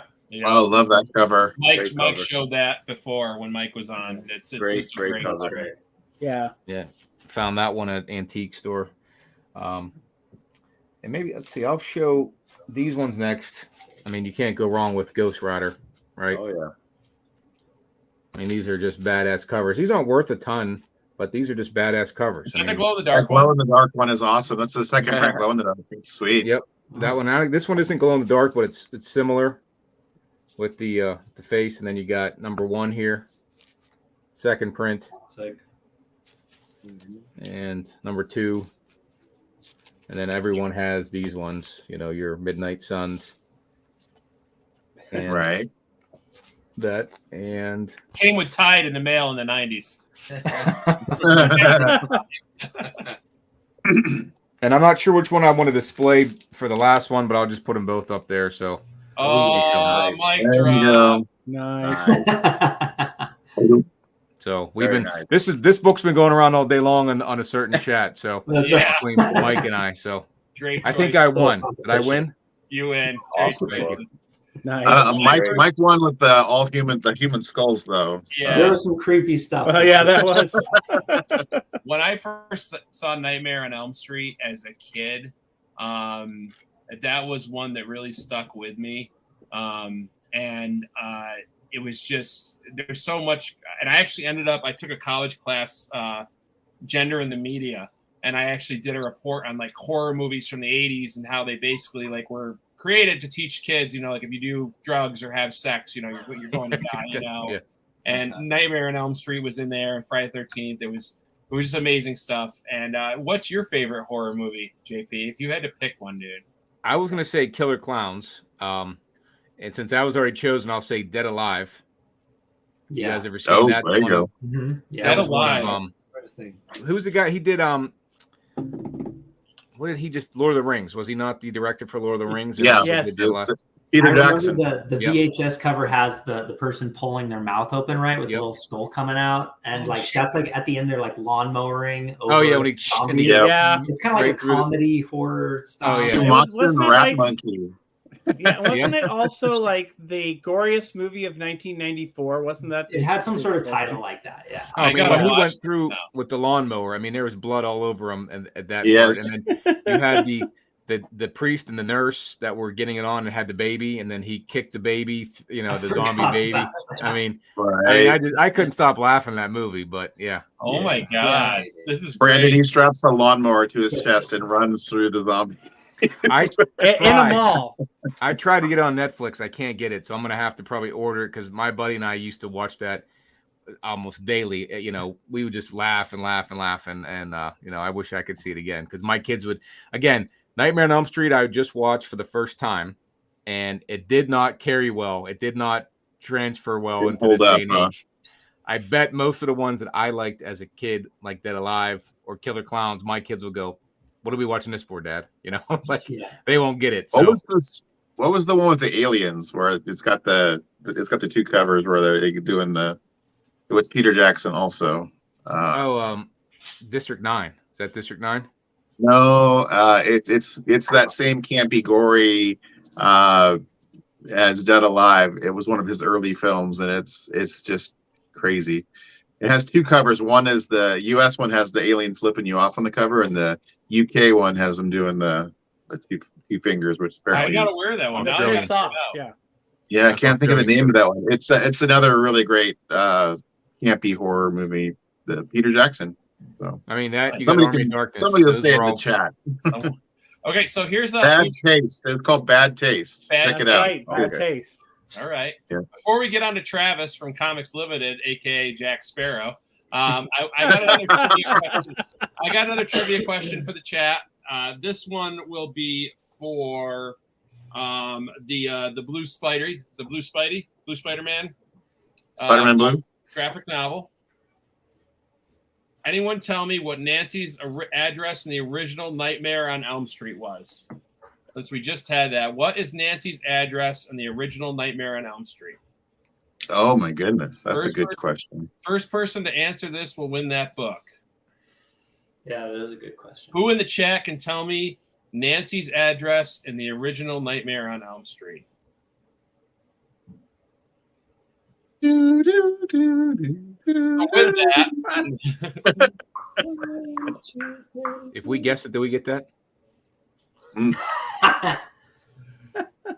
You just watched it, right? I know. That's the only reason why I might know it, but I don't know. I don't think I do. Backup plan. All right, I'm gonna move on. I'm gonna bring Travis up.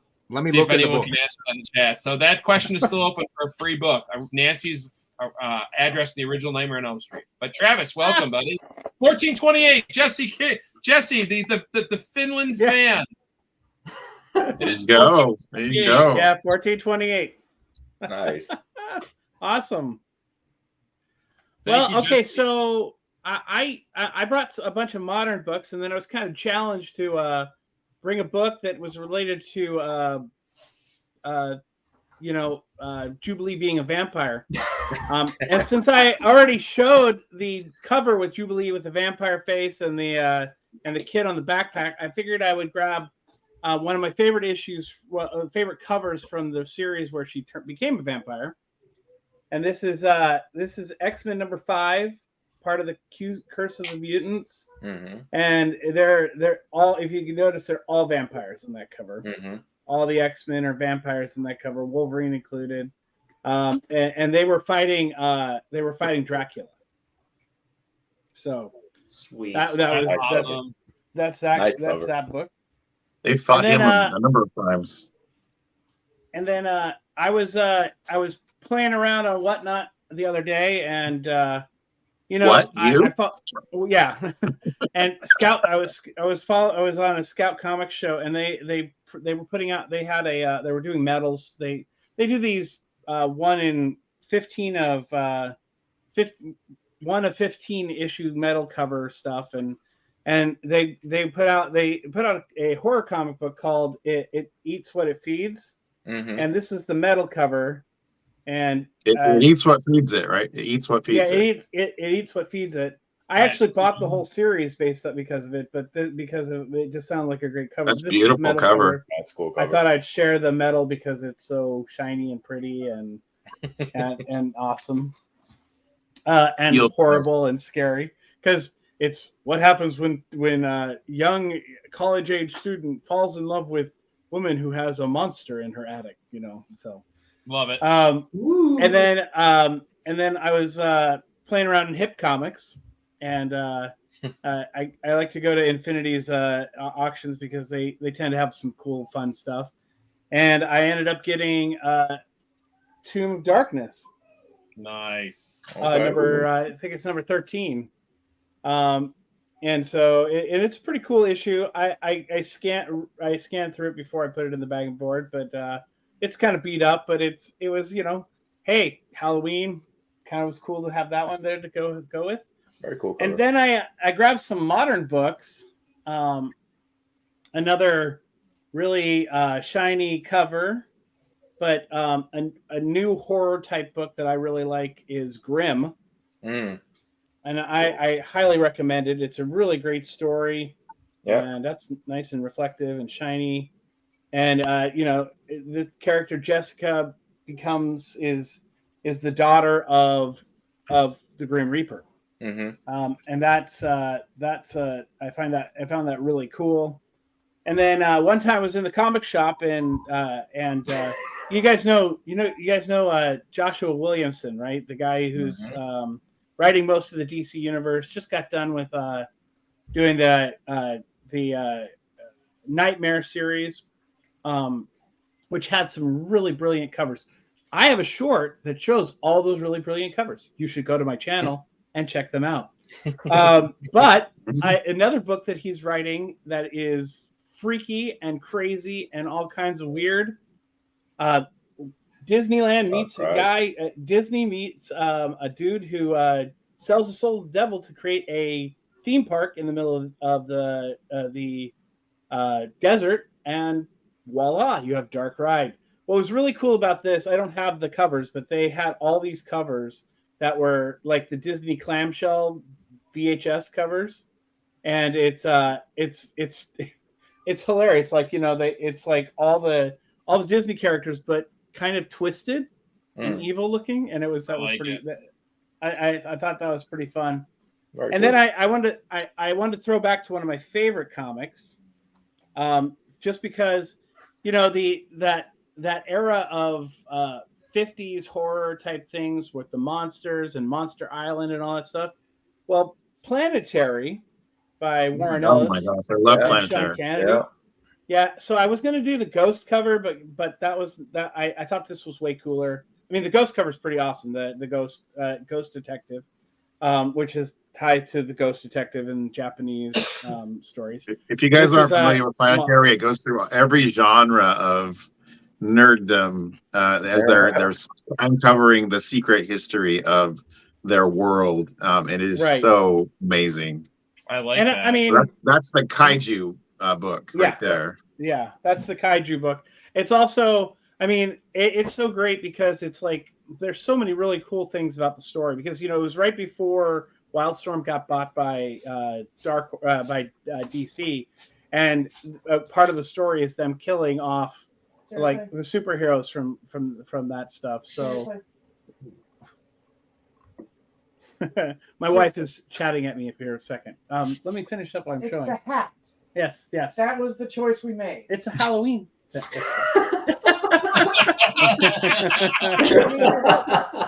All right. So Uncanny X-Men issue 159.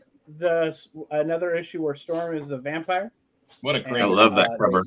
Bill Sienkiewicz. It is. Yes, it is. Good call. But it's like a really great cover. It's the first cover I thought of when I thought of the show tonight. It was the thing. I think this needs to be on here tonight. Travis, so your hat. I just can't stop thinking of Captain Jack Swallows. Oh, and you know what came out this week to finice this off. What came out this week? Dracula #1. Nice. Oh, nice. Yeah. Nice. And this cover is one of the variants. It's not the A cover, and I just thought it was so cool to have kind of a cover that reminds me of the Boris Karloff Dracula, and I was like, okay, that's pretty cool. I'm digging on that. So yeah, the lighting. That's what I bring. Super cool. Travis, that was awesome. I almost picked up that Dracula book today, but I opted for the other two. What is your favorite horror movie? If you had to pick one. Well, I would have to say Evil Dead 2. Fuck yeah. Nice. Good choice. I mean, I don't know if anybody else said that yet, but there's one scene that just makes it for me. I mean, for a while there, it was kind of it. I'm not a big horror fan. Horror movies freak me out. And then I watched The Ring with my wife, and it was so it's a rough one, mind bending. I'm like, you know what? I'm wondering more horrors are like that. And I'd watched Evil Dead 2 with Bigby when we were in high school, and and then and so the motorcycle scene going through the forest. Yeah, that's a good scene, but that's not the one. It's when he's in the room, his hand is already cut off. Yeah. And everything is laughing at him. Yeah. All the stuff on the wall starts just yeah. And then everything just starts laughing at him and it stops. And then it starts up roariously laughing again. Oh, it grabbed me. I'm like, oh my gosh, that is the best scene in a horror movie. Good scene. There's so many good scenes. That was my choice. I have two just in case, but that. Well, then I won't say my second favorite horror movie then. Wait, because I don't want to steal that. You know that book you showed, It Eats What Feeds It, reminded me of. I don't have the books here to show, but have you guys ever read Black Hole by Charles Burns? No.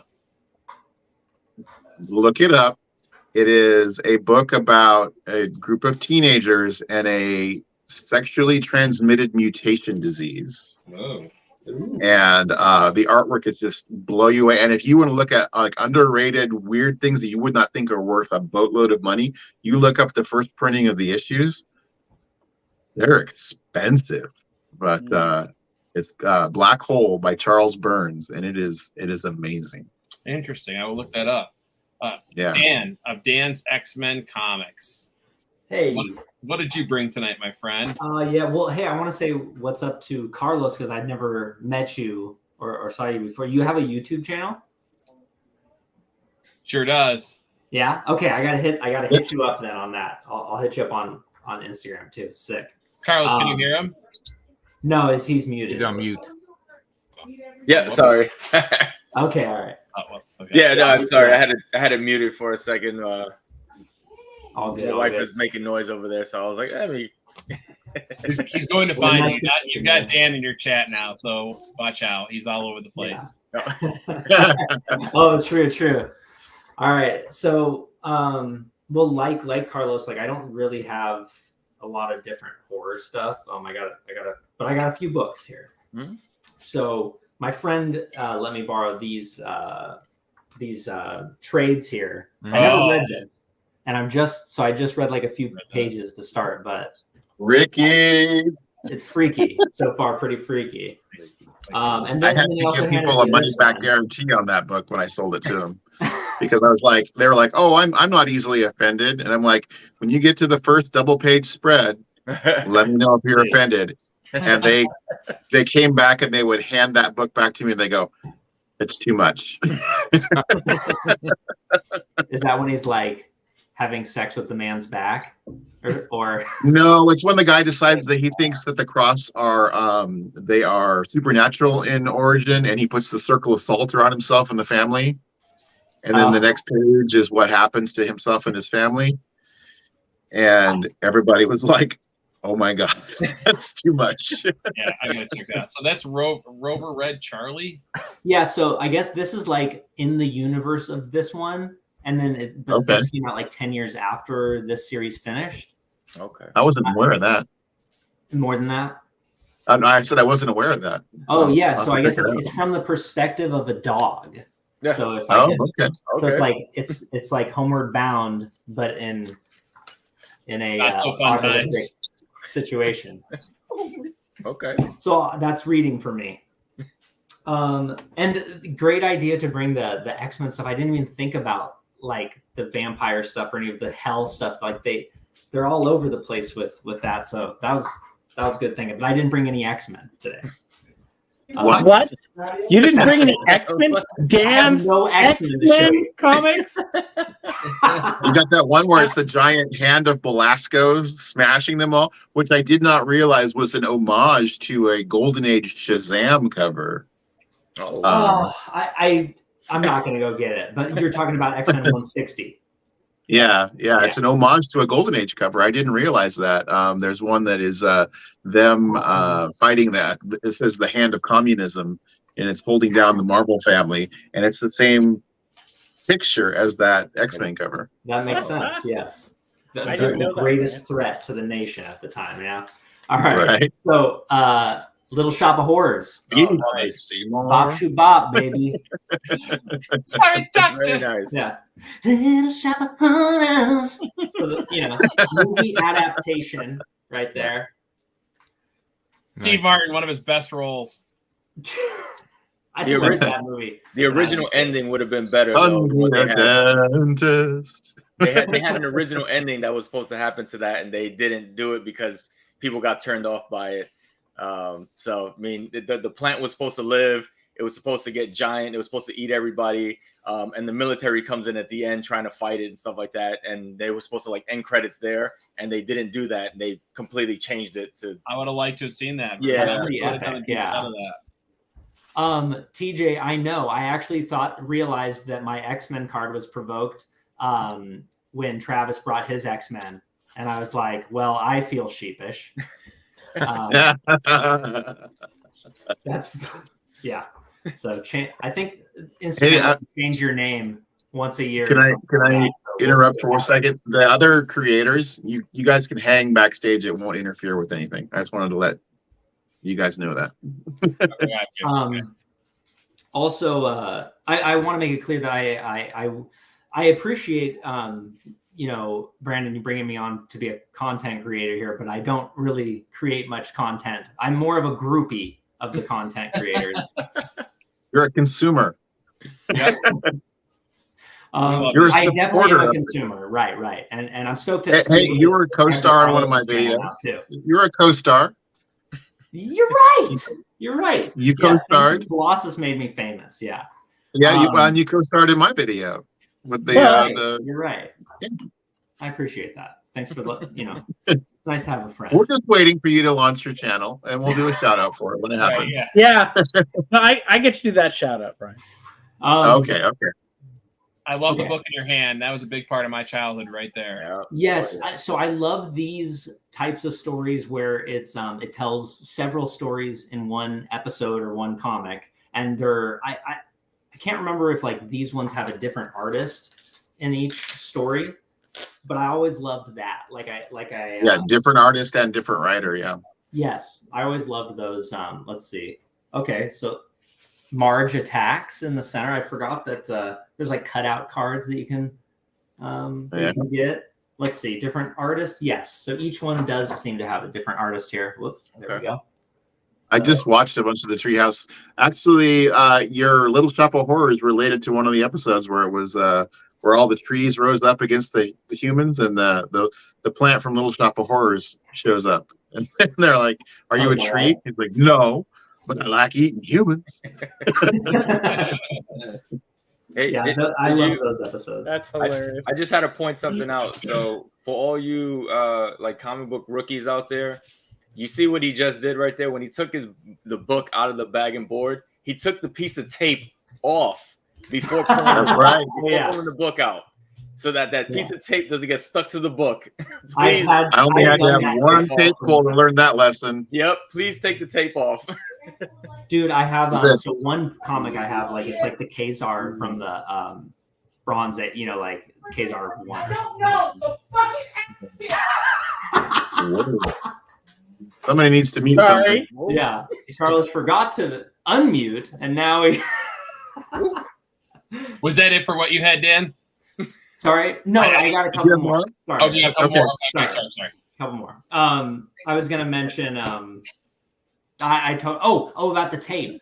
I kept the tape pull that I have on one piece of tape on the back of the comic. Like there's like you can see the part of the cover. The piece of it. You kept the piece of the comic. Yes, like it bothered me for so long, and I'm like, you know what? When I thought about throwing it out, I'm gonna keep it, just to because now it's complete. It's a complete comic, and there you it'll go. always remind me to always take the tape off. That's right. And if you can't take the tape off and the bag starts to bend like that, I will just like cut it. And it's time for cut a it with it's scissors, time for a new right? bag and tape.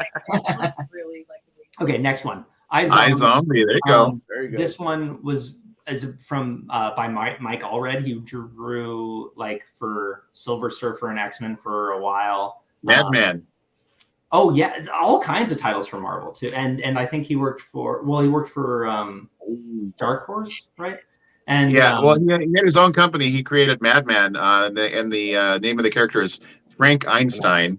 Is Madman? He's Frankenstein, and he's a re-brought together human being who's a superhero. So nice work. Well, his me and his son were really good friends when we were younger. And cool. And and so it just kind of so I've always been around, you know, Madman and comics, and they got really hyped into it.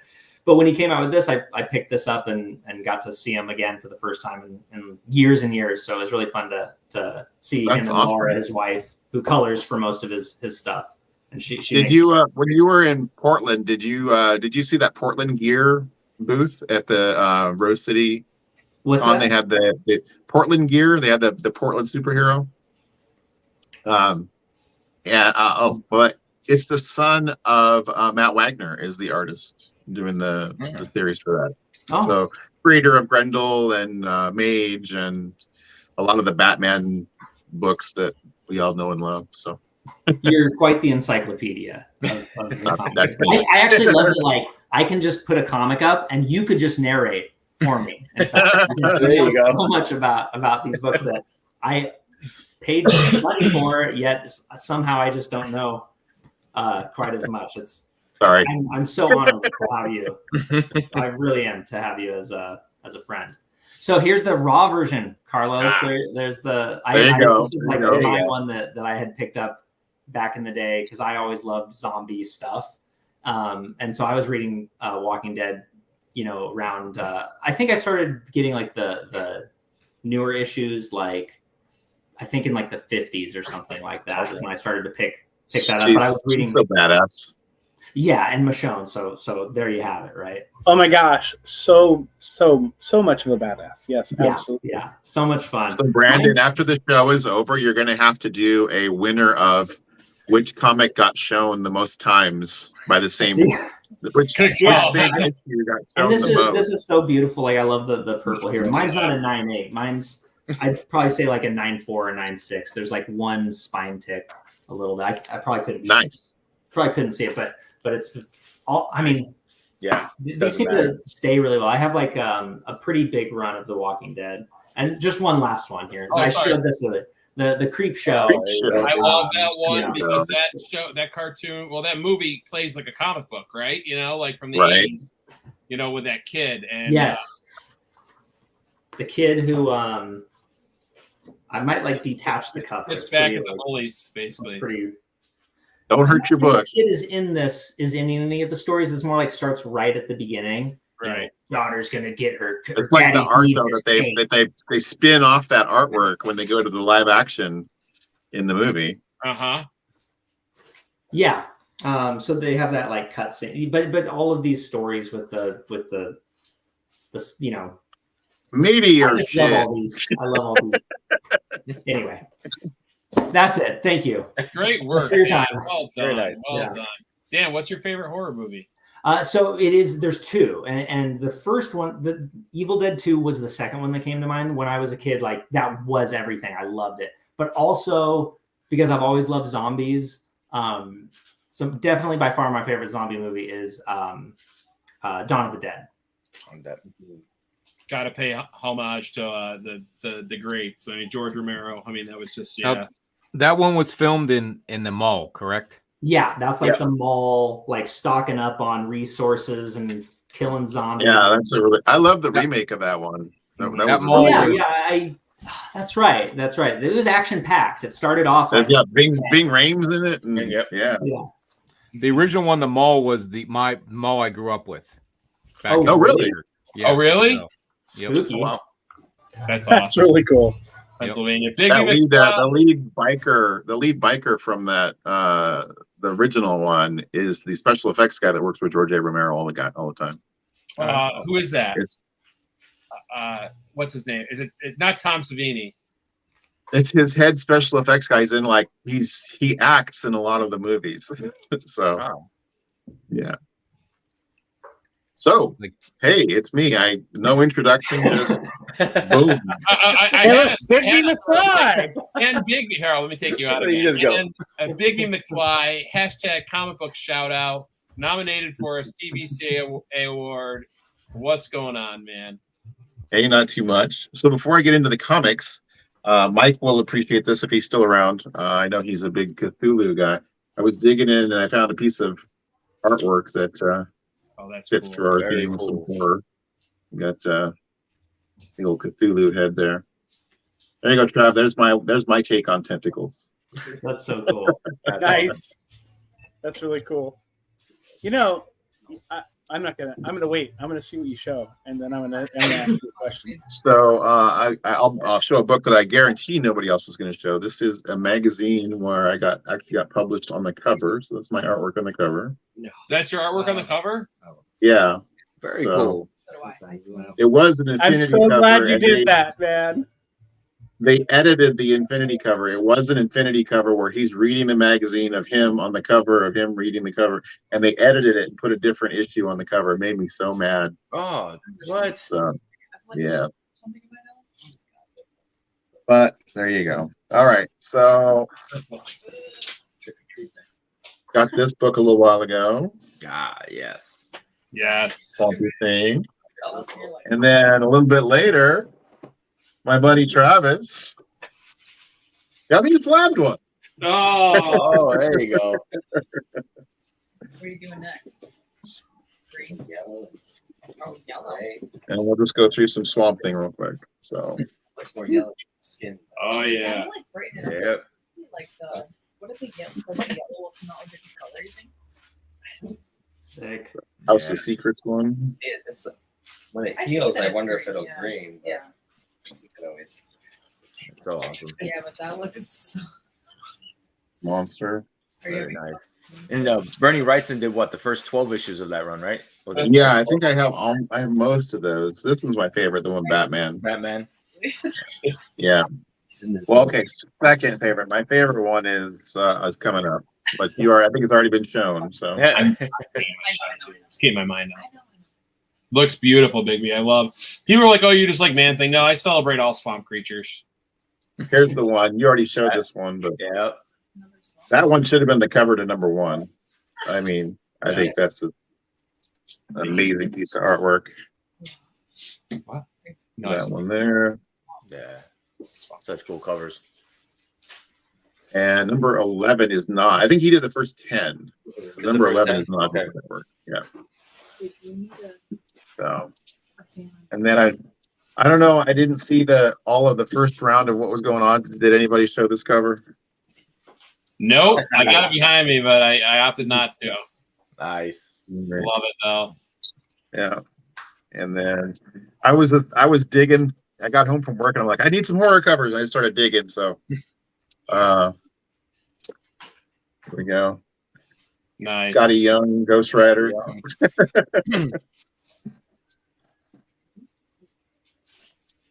I am Groot. Oh, so that's the reprint, right? Yeah, that's the reprint of his first appearance. Is that the priciest Where Monsters Dwell? What's that? Is that the most expensive Where Monsters Dwell? Because I believe so. Yeah, it's a pretty expensive issue for the reprint of First Groot. Because it's still a Silver Age book. So right. I think this is a pretty cool book. Not worth a whole lot, but first meeting of Frankenstein and Dracula in Marvel. Yeah. All I can think of is the Monster Squad when I see that. Yeah. Some Werewolf by Night. That's a cool cover. Is that Plug? Yeah, that is Plug.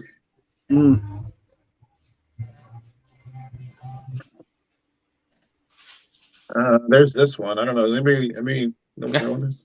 Oh my gosh. No. Send that. No. Dude, I think that's a giveaway for the comic. There you go. That's a creator giveaway. Yeah. There we go. Second part of the first meeting of Werewolf by Night and Dracula. Yep. Did you get that one yet, Mike? Or Brandon? I might have that to show. Oh, okay. There we go. Bondage Don't cover. kill me. I'm your sister. Not that much. I love this cover. Kind of horror-esque. Yeah. It's the Wolverine Origin Venom variant cover. Very cool. Great cover. First meeting of Blade and Morbius. Oh, awesome. Oh yeah, that's cool. Oh, nice. Very nice. Painted cover. That very 70s blade looking blade too. Yeah. Okay. First person to shout it out. What is this? Marvel Zombies. First Marvel Zombie. Zombies. Yep. Nice.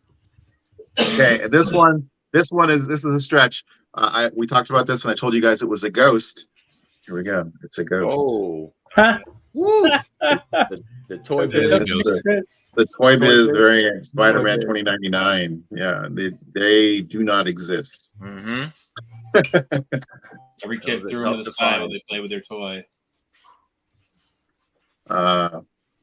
Infinite Halloween DC special, where the villains are telling scary stories about the heroes. Nice. That's funny. And then Los, you showed some something that's killing the children. I grabbed a bunch of the David Mack covers. Oh. So they're Virgin variants. So this is number 1. And David Mack, they did these. They came out in like a 4-pack for each issue, I believe. So for each piece of the arc. So that's number 1. Yeah, it was like a 4-pack or a 6-pack or something like that. Like the first 6 issues. Yeah. So there's number 2. Gorgeous. The art is just beautiful on these though. I love David Mack. I think there's 2 of them. Like there's the first 6 and then the next 6 too. Yeah. No, I think there's three Maybe packages. I think yeah. That was Very awesome. cool. Yeah, great colors. So cool. So if you guys aren't familiar with the storyline, it's I haven't actually read the series, but I understand that it's the things that are killing the children are the invisible monsters that only the children can see, and she is able to see them as well and protect the children. I gotta read that. Yeah, it's a really good story. It's probably one of my favorites. I've been reading it in trade, so I need to get number 6, I think. Yeah, well, to me, she has one of the best names, and her name is Erica Slaughter. Like, come on. Yeah, right. From the House of Slaughter. It's a She's great from name. the House of Slaughter, so yeah. So this is the last package That ones. is my favorite cover of Yeah. that whole series. That is like the best.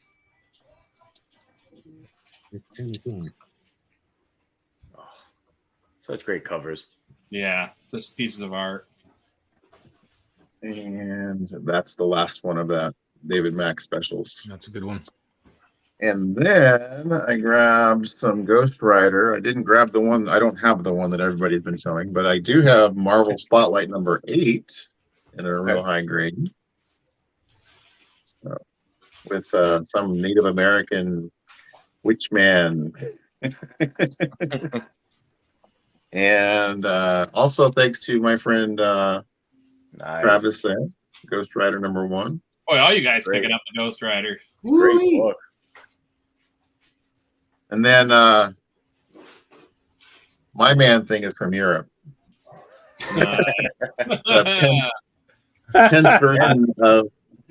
Tenth version of the first appearance of Man Thing in Comics. And then, I can't come on Mon's channel and not show some Man Things. Oh, yeah. Chaos on the Campus. There you go. Love that cover too.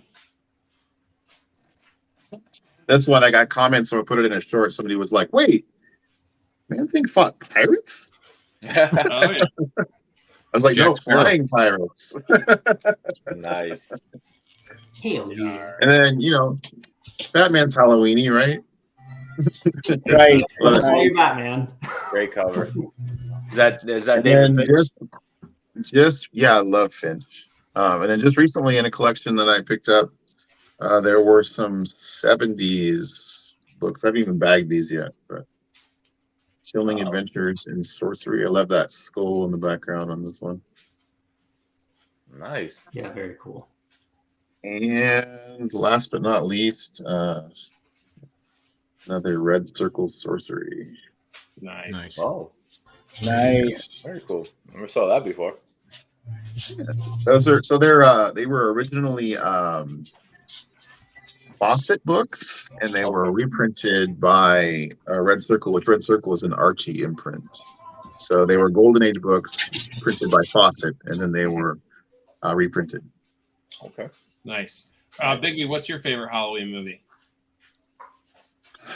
Favorite? So a movie that's still kind of somebody mentioned The Ring. The Ring is great, but I'm gonna have to say Blair Witch. Blair Witch still scares the crap out of me. I'll tell you what. Oh my gosh, I forgot about that movie. When that came out, the Sci-Fi Channel had this special. They put out this marketing thing. Yeah, the thing that looked like it was a real interviews with people. And I saw that, so I went in the movie thinking it was real. And I left there and I was like, holy shit, like this is terrifying. And then it came out and I was like, well, I mean, it was some of the best marketing around that movie that's ever been done. And we went after we watched that movie, my friends went to a party in the woods that night. And I was like, oh, this is great. So I went and saw it with some friends. And afterwards we got back and one of my friends was kind of poo-pooing. He's like, it wasn't that scary. And he had a canopy for his truck over in the woods, and I go, I think I left my water bottle over on your canopy. Would you mind going and getting it? And he looks over and he's like, F you. It's got stomped off. So before I show my last books, my tattoo is actually done. Oh boy. I'm gonna reveal that on. He's just cleaning up a little. It went quick. Getting to focus on you guys and books and hearing you guys talk definitely helped. Am I good to show? I'm impressed that you were able to keep it together for the entire show. Yeah. Without, No kidding. I didn't hear any wincing Very or nothing. professional. Yeah, I was. Whoa. Oh, Damn, nice. that- Wow. That's awesome. We need the full screen experience, though. Oh yeah. Sorry. Thanks, Tech Whiz. There we go. Woo! Hey. Yeah. That's I awesome. love those That's very leaves on there too. Yeah, that is really wow. cool. Great work, Sean. Great work. Wow. Yeah, Great exactly. job. Oh, and the little curly vines. Very cool. I got a If wombat. you meet anybody named Ichabod, you're going to scare the crap out of them. Oh my god. Yeah. Yeah. I'm in love. Very cool. Love the bleeding eyes and stuff. That's awesome. Yeah. Yeah. Yeah, I love the cool. story that you told about it too. The whole idea that it's one of your family's favorite movies. Yeah, it means a lot now. You know, it always meant a lot, but that's just it feels a little swollen for sure. My wife. Thanks, honey. Yeah, so Halloween. That is super sweet. Yeah. Well, I'm gonna let him put some salve on that. Now I want to show some books. I'm getting jealous of watching all you guys show books. So Yeah. I picked up. I'm gonna go kind of like Bigby, but this is Hellboy: Seed of Destruction #1 from 1994. Written by John Byrne, Mike Mignola, and art, of course, by Mike Mignola. I love Hellboy. This is the first comic book miniseries of Hellboy. And I just I read this. This was assigned to me in a college class, comic books as literature. And so I read this before the movie came out, and I just fell in love with Hellboy and his just, you know, his persona and them fighting mythical creatures across the world just really, really got me. Isn't that the first Lobster Johnson too? I think so. I think it is, Los. I gotta look at that. Next one, Tomb of Dracula 18. So this is the first battle between Werewolf by Night and Dracula. 1974. Marv Wolfman wrote it, and Gil Kane did the cover. Gil Kane. Yeah. So nice. Who's that? I said so nice. I love it. It's just a beautiful monster fight cover, and then it continues on. The battle continues on in Werewolf by Night #15. 1974. Hey, that looks familiar. Yeah, Marv Wolfman and Mike Plug. And then because everyone else showed it, the Werewolf by Night bondage cover. And then I've got. Have you guys seen the Werewolf by Night Spider Woman? The Spider Woman with Werewolf by Knife. I think it's Spider Woman #6. The bondage one. Yep. Yeah, I almost bought that like a little while ago, and I wished I had. Yeah. Can somebody? Oh, go ahead. Go ahead. Oh, sorry. Werewolf by Night #13, 1974. Wolfman and Plug again, and first appearance of Topaz, which was adopted by. She's down there, adopted by the sorcerer Taboo, and Topaz eventually becomes Jack Russell's lover for a bit. Nice. That's a very cool book. Werewolf by Night, no significance here. Just a cool cover by Gil Kane, 1974. And then we were talking about it earlier. Chamber of Secrets. Biggie sent me this one in a recent video. So this is #3 from 1970. Jerry Conway wrote it. Denny O'Neil and Roy Thomas as well. And then cover art by John Buscema, John Verboten, and Sam Rosen. And it's like a 4-story compilation, which Akins was talking about this earlier. Horror comics are great because you don't have to keep getting the next issue to stay up with it. You can just read a story, the stories in them, and they're good to go. But this one is really important because it is Chambers of Darkness #7, 1970. Roy Thomas and Bernie Wrightson. First cover art done by Bernie Wrightson at Marvel. Yep. Nice. And so the Swamp Thing book, Swamp Thing 1 came out after this. So I'm wondering if he was, just kind of playing off his own work because it's very similar. The back of the monster with people, in the background. So very cool. This came out in 70 and Swamp Thing came out in 72. So I definitely think he was playing off it. Yeah. But it was really important for me I love Bernie Wrightson too, like you guys. Important for me to have that in the collection.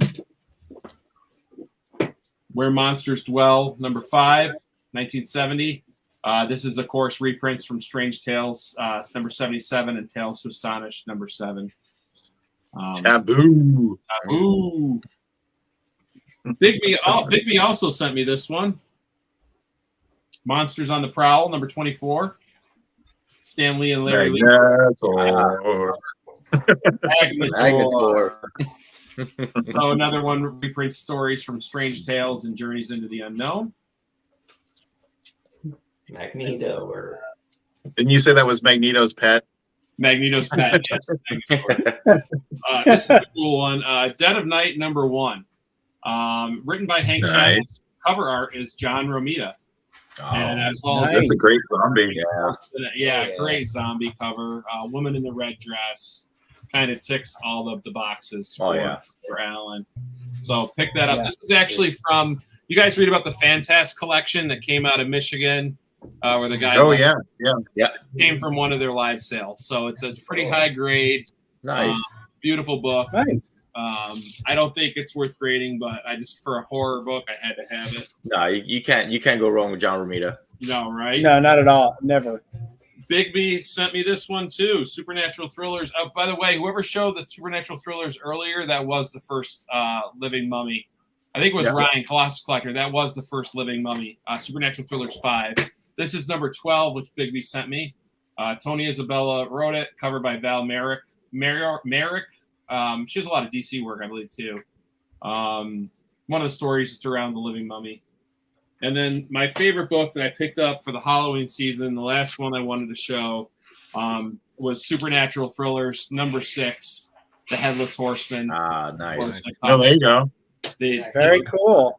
Nice. How appropriate with your tattoo. What's that? Yeah, it kind of goes with It's appropriate with the tattoo. Yeah. So it's Ichabod's mentioned in this, but it's more of a modern story with the Headless Horseman, and it has a great twist at the end. I read this, sat down and read it, so it was really cool. That's cool. So Supernatural. This is a hard one to find. This was 1973, Sean. Yeah, most of the ones you showed, you don't find anywhere. Like people, when they have them, they keep them. You know, they don't. do. You Yeah, know what I mean? They do. And to my favorite war, I have to go with Halloween. The original Halloween was just so. It follows that 5/4 tempo that had never been used before in a movie that John Carpenter did, and I've been watching it a lot lately. I bought it for like $10 on Amazon, and I mean, it's just so straight to the point, and it's just a killer one. Yeah, you do, Mike. And Jamie Lee Curtis. I mean, yep. What a freak! The queen of Scream. I mean, come on. I mean, that's. Yeah. You know how John Carpenter saved all the money on making movies? How he became so prolific? He did all of his own music. Yes. Really? So that was like, he was able to. He's like, I'll direct it and I'll do the music, so you won't have to pay. I mean, the score. There you go. I also love the sci-fi movie The Thing. Like that score, that dun dun, in the beginning. I mean, did you guys watch the remake of The Thing? I did. I saw I thought it was good. I didn't think it's the original, but I was fine with it. They tied it in during the end credits, they tied it into the original. Yes, right. It's the prequel. I didn't realize that. I watched it, and then I was like, I watched it with my wife, and I had seen The Thing like years ago, and then I watched the new one with my wife, and I'm like, this was nothing like the original. The original is much better. Let's just watch that one. It's on next. And then that scene with the dog and with the helicopter, I'm like, what's going on here? And then it's a prequel. I didn't realize that one with the girl. Yeah.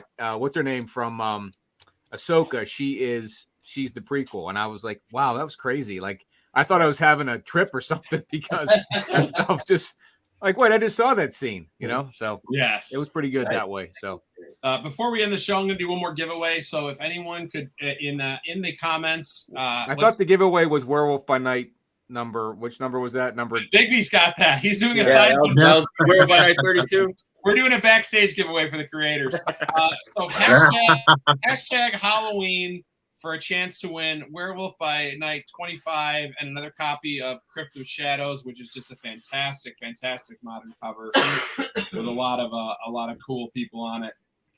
So hashtag Halloween, put that in there. And even the creators can enter. Anyone on the panel, feel free to enter. And to my tattoo artist, I'm going to tip him cash too. But my tattoo artist, he's going away with the Crypt of Shadows as well. I bought them out shop today. And also to kind of like hook him up, I got him a Mystery in Space. Oh, nice. Number 40, like a sci-fi cover. Hell yeah. Silver Age sci-fi. Man, I love Mystery in Space. Those covers are the best. I mean, they're so cool. Right, still like has that golden age flavor to it, right? Mm-hmm. Right. Yeah, so my tattoo artist, if you ever get tattoos, tip them in cash too, but they like comic books as well. Sean is also a comic book collector too. He has a pretty prolific collector. He was the one that was nice enough to sell me Daredevil number 8 and number 3. Like he hooked it up. So I really appreciate my tattoo artist for that. So we got people entering. Guys, thank you so much for coming and hanging out for the Halloween show. Definitely. All of you, like, it means Sean, my artist. Thank you, dude, very much for coming over, guys. I Nice. appreciate you so much. Thanks, dude. Well, who are you pointing at, Bigby? You pointing at Dan? He's trying to move it. Dan, he's the man. Dan the man. I appreciate you all. Halloween, let's go, people. This tool was really easy to use. I really recommend anyone who's doing giveaways on StreamYard. It's really great. So, real quick before I do the giveaway, Carlos, what do you got coming up on your channel, man? I think I got a few unboxings coming out. I do have it should be here tomorrow. I have a rather large Silver Age key, especially for me. It's not, too crazy, but I think I got a good price on it. And it's a character that I've been trying to get their first appearance for a while. So that should be coming out tomorrow. Hopefully I get it, and then I can kind of do a video of unboxing of that. And I'm just trying to do more like field videos. I do a lot of almost like the same thing Mike does. I go to a lot of places. I just don't record as much. I feel you. I need to do a little more of that. I'm just not as good at it. But if I can do that, and but yeah, just trying to get a little more content out there. That's my thing, is just finding the time to get the content and editing and doing stuff like that. So it's tough. I know guys do it all the time, and I know these guys are great at it. I don't know where the hell they find the time to do this, but more power to them. But that's what I got so far. Awesome. That finding time, right? Time is the enemy. It's the hardest thing. I feel you there. JP, one half of the absolute game of nerds. Better half. So we have RMS Collects coming up, I think, this coming Monday. Dan, who's with us tonight, will be on the following Monday, from what I gather, but I'm sure Rohan will correct me.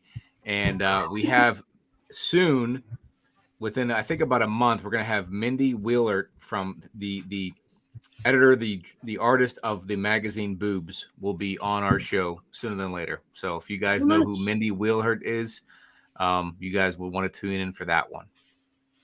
Very cool. Sweet. Awesome. I love it. You guys do great interviews.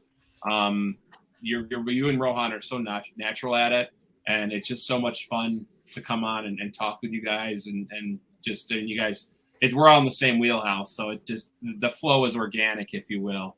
Oh yeah, it's all about having a good time. So I appreciate you bringing me on tonight. And are you kidding me? Absolutely. Yar! Yar! Okay, so what do I have coming up? I actually have a group of unboxing. Well, not unboxing, because I never really do the unboxing. When I do the unboxing video, it takes so much time to edit. What I'm gonna do is I have some stuff that I've just got today, and I'm gonna be bringing it out over the next few days.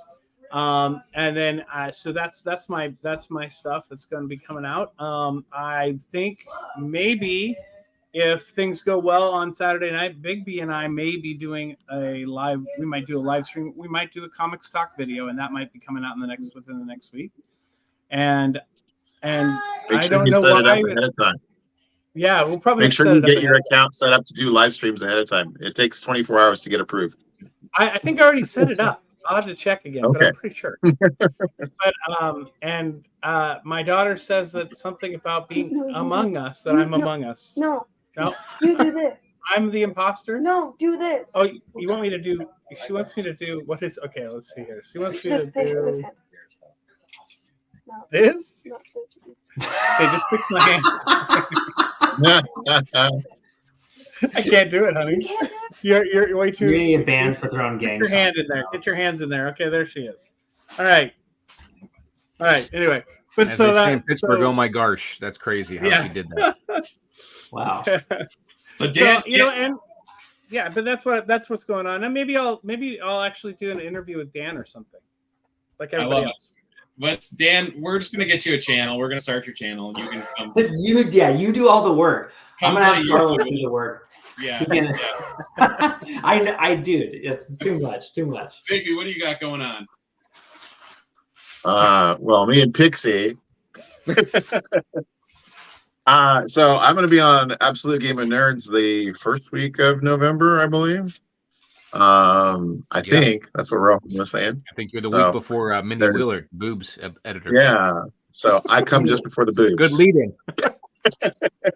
Get it in. I also, I got the daily shorts stuff going on, and I'm also going to be doing I got a giant unboxing video I need to do, which is just all the stuff that came in while I was away working out of state. So I've got all the stuff unboxed, and I've showed bits and pieces of it here and there, but I think I want to do just like a live stream where I'm showing everything in one big pop.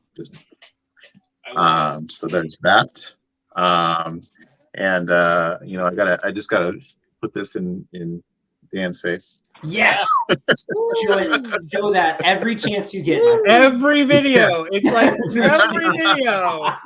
Oh, hey, I wanted to show off.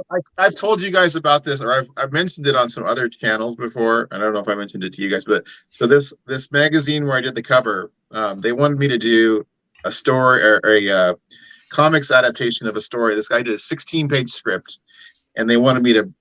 What did I do? They wanted me to chop it down to 6 pages. I felt terrible. I chopped huge chunks out of this guy's story, and then I started drawing it in pencil, and they said, "No, we want photo manipulation." So I wanted to kind of show you guys what ended up being. Oh, that's cool, big man. So, wow. Then there's these gremlin creatures in the plane. So the guy is not actually alive. There's a gremlin inside his coat holding his head. Bro, when you start with black and white in an old school cockpit, shit is not going to end out okay. That is cool. That's awesome. Gremlins, they used to put them in everything in WW2. Right. So this guy, the gremlins get in the plane. He gets knocked unconscious. He comes to, and the gremlins are standing on top of the bomb bay doors. He pulls the lever, and then realizes that the gremlins have flown the plane back over London. What the heck is going on with his face? He's like, so the gremlin is falling, and he says, "I swear to God, I heard him laughing as he was falling out of the plane as he dropped all the bombs on London."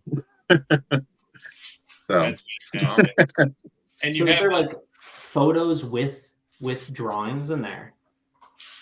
yeah, so it was all they would send me like photo examples of what they wanted me to use, and then I would digitally manipulate that, and then it was a thing.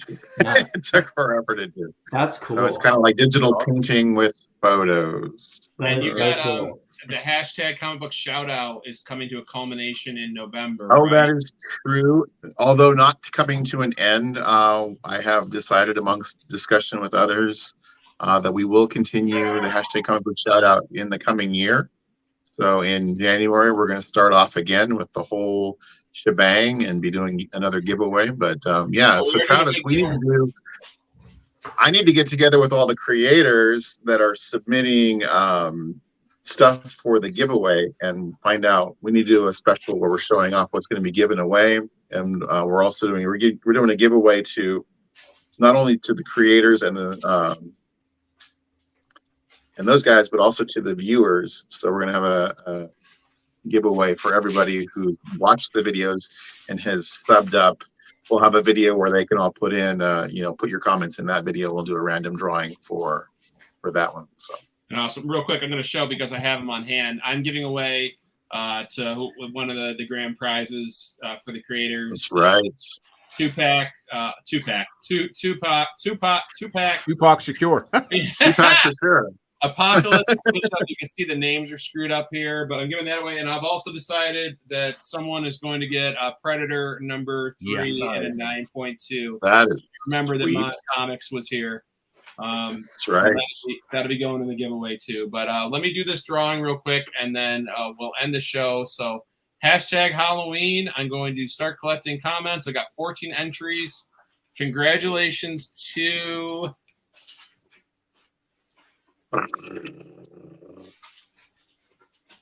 Doug Botkin. Doug Botkin, congratulations, man. You win the last. Way to go, Doug. All right. I lost my pen. Doug Botkin. Let me write that down quick. Doug's been in the shows before. Thank you so much for the support, man. I appreciate it, guys. Thank you so much, guys. I appreciate all of you coming. I hope you guys have an awesome, excellent weekend. I look forward to more contact. I will put links for everyone's channels in the description tomorrow morning when the show finishes, and I'll also put links to Sean's stuff. Oh, there we go. There's some X-Men books. You gotta make me jealous.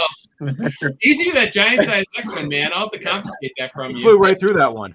Right. So everyone in the chat, guys, thank you so much. Creators, I'll see you back stream. Until next time, everyone. Peace out. My hand hurts. You're welcome, Doug. You're welcome. Congratulations.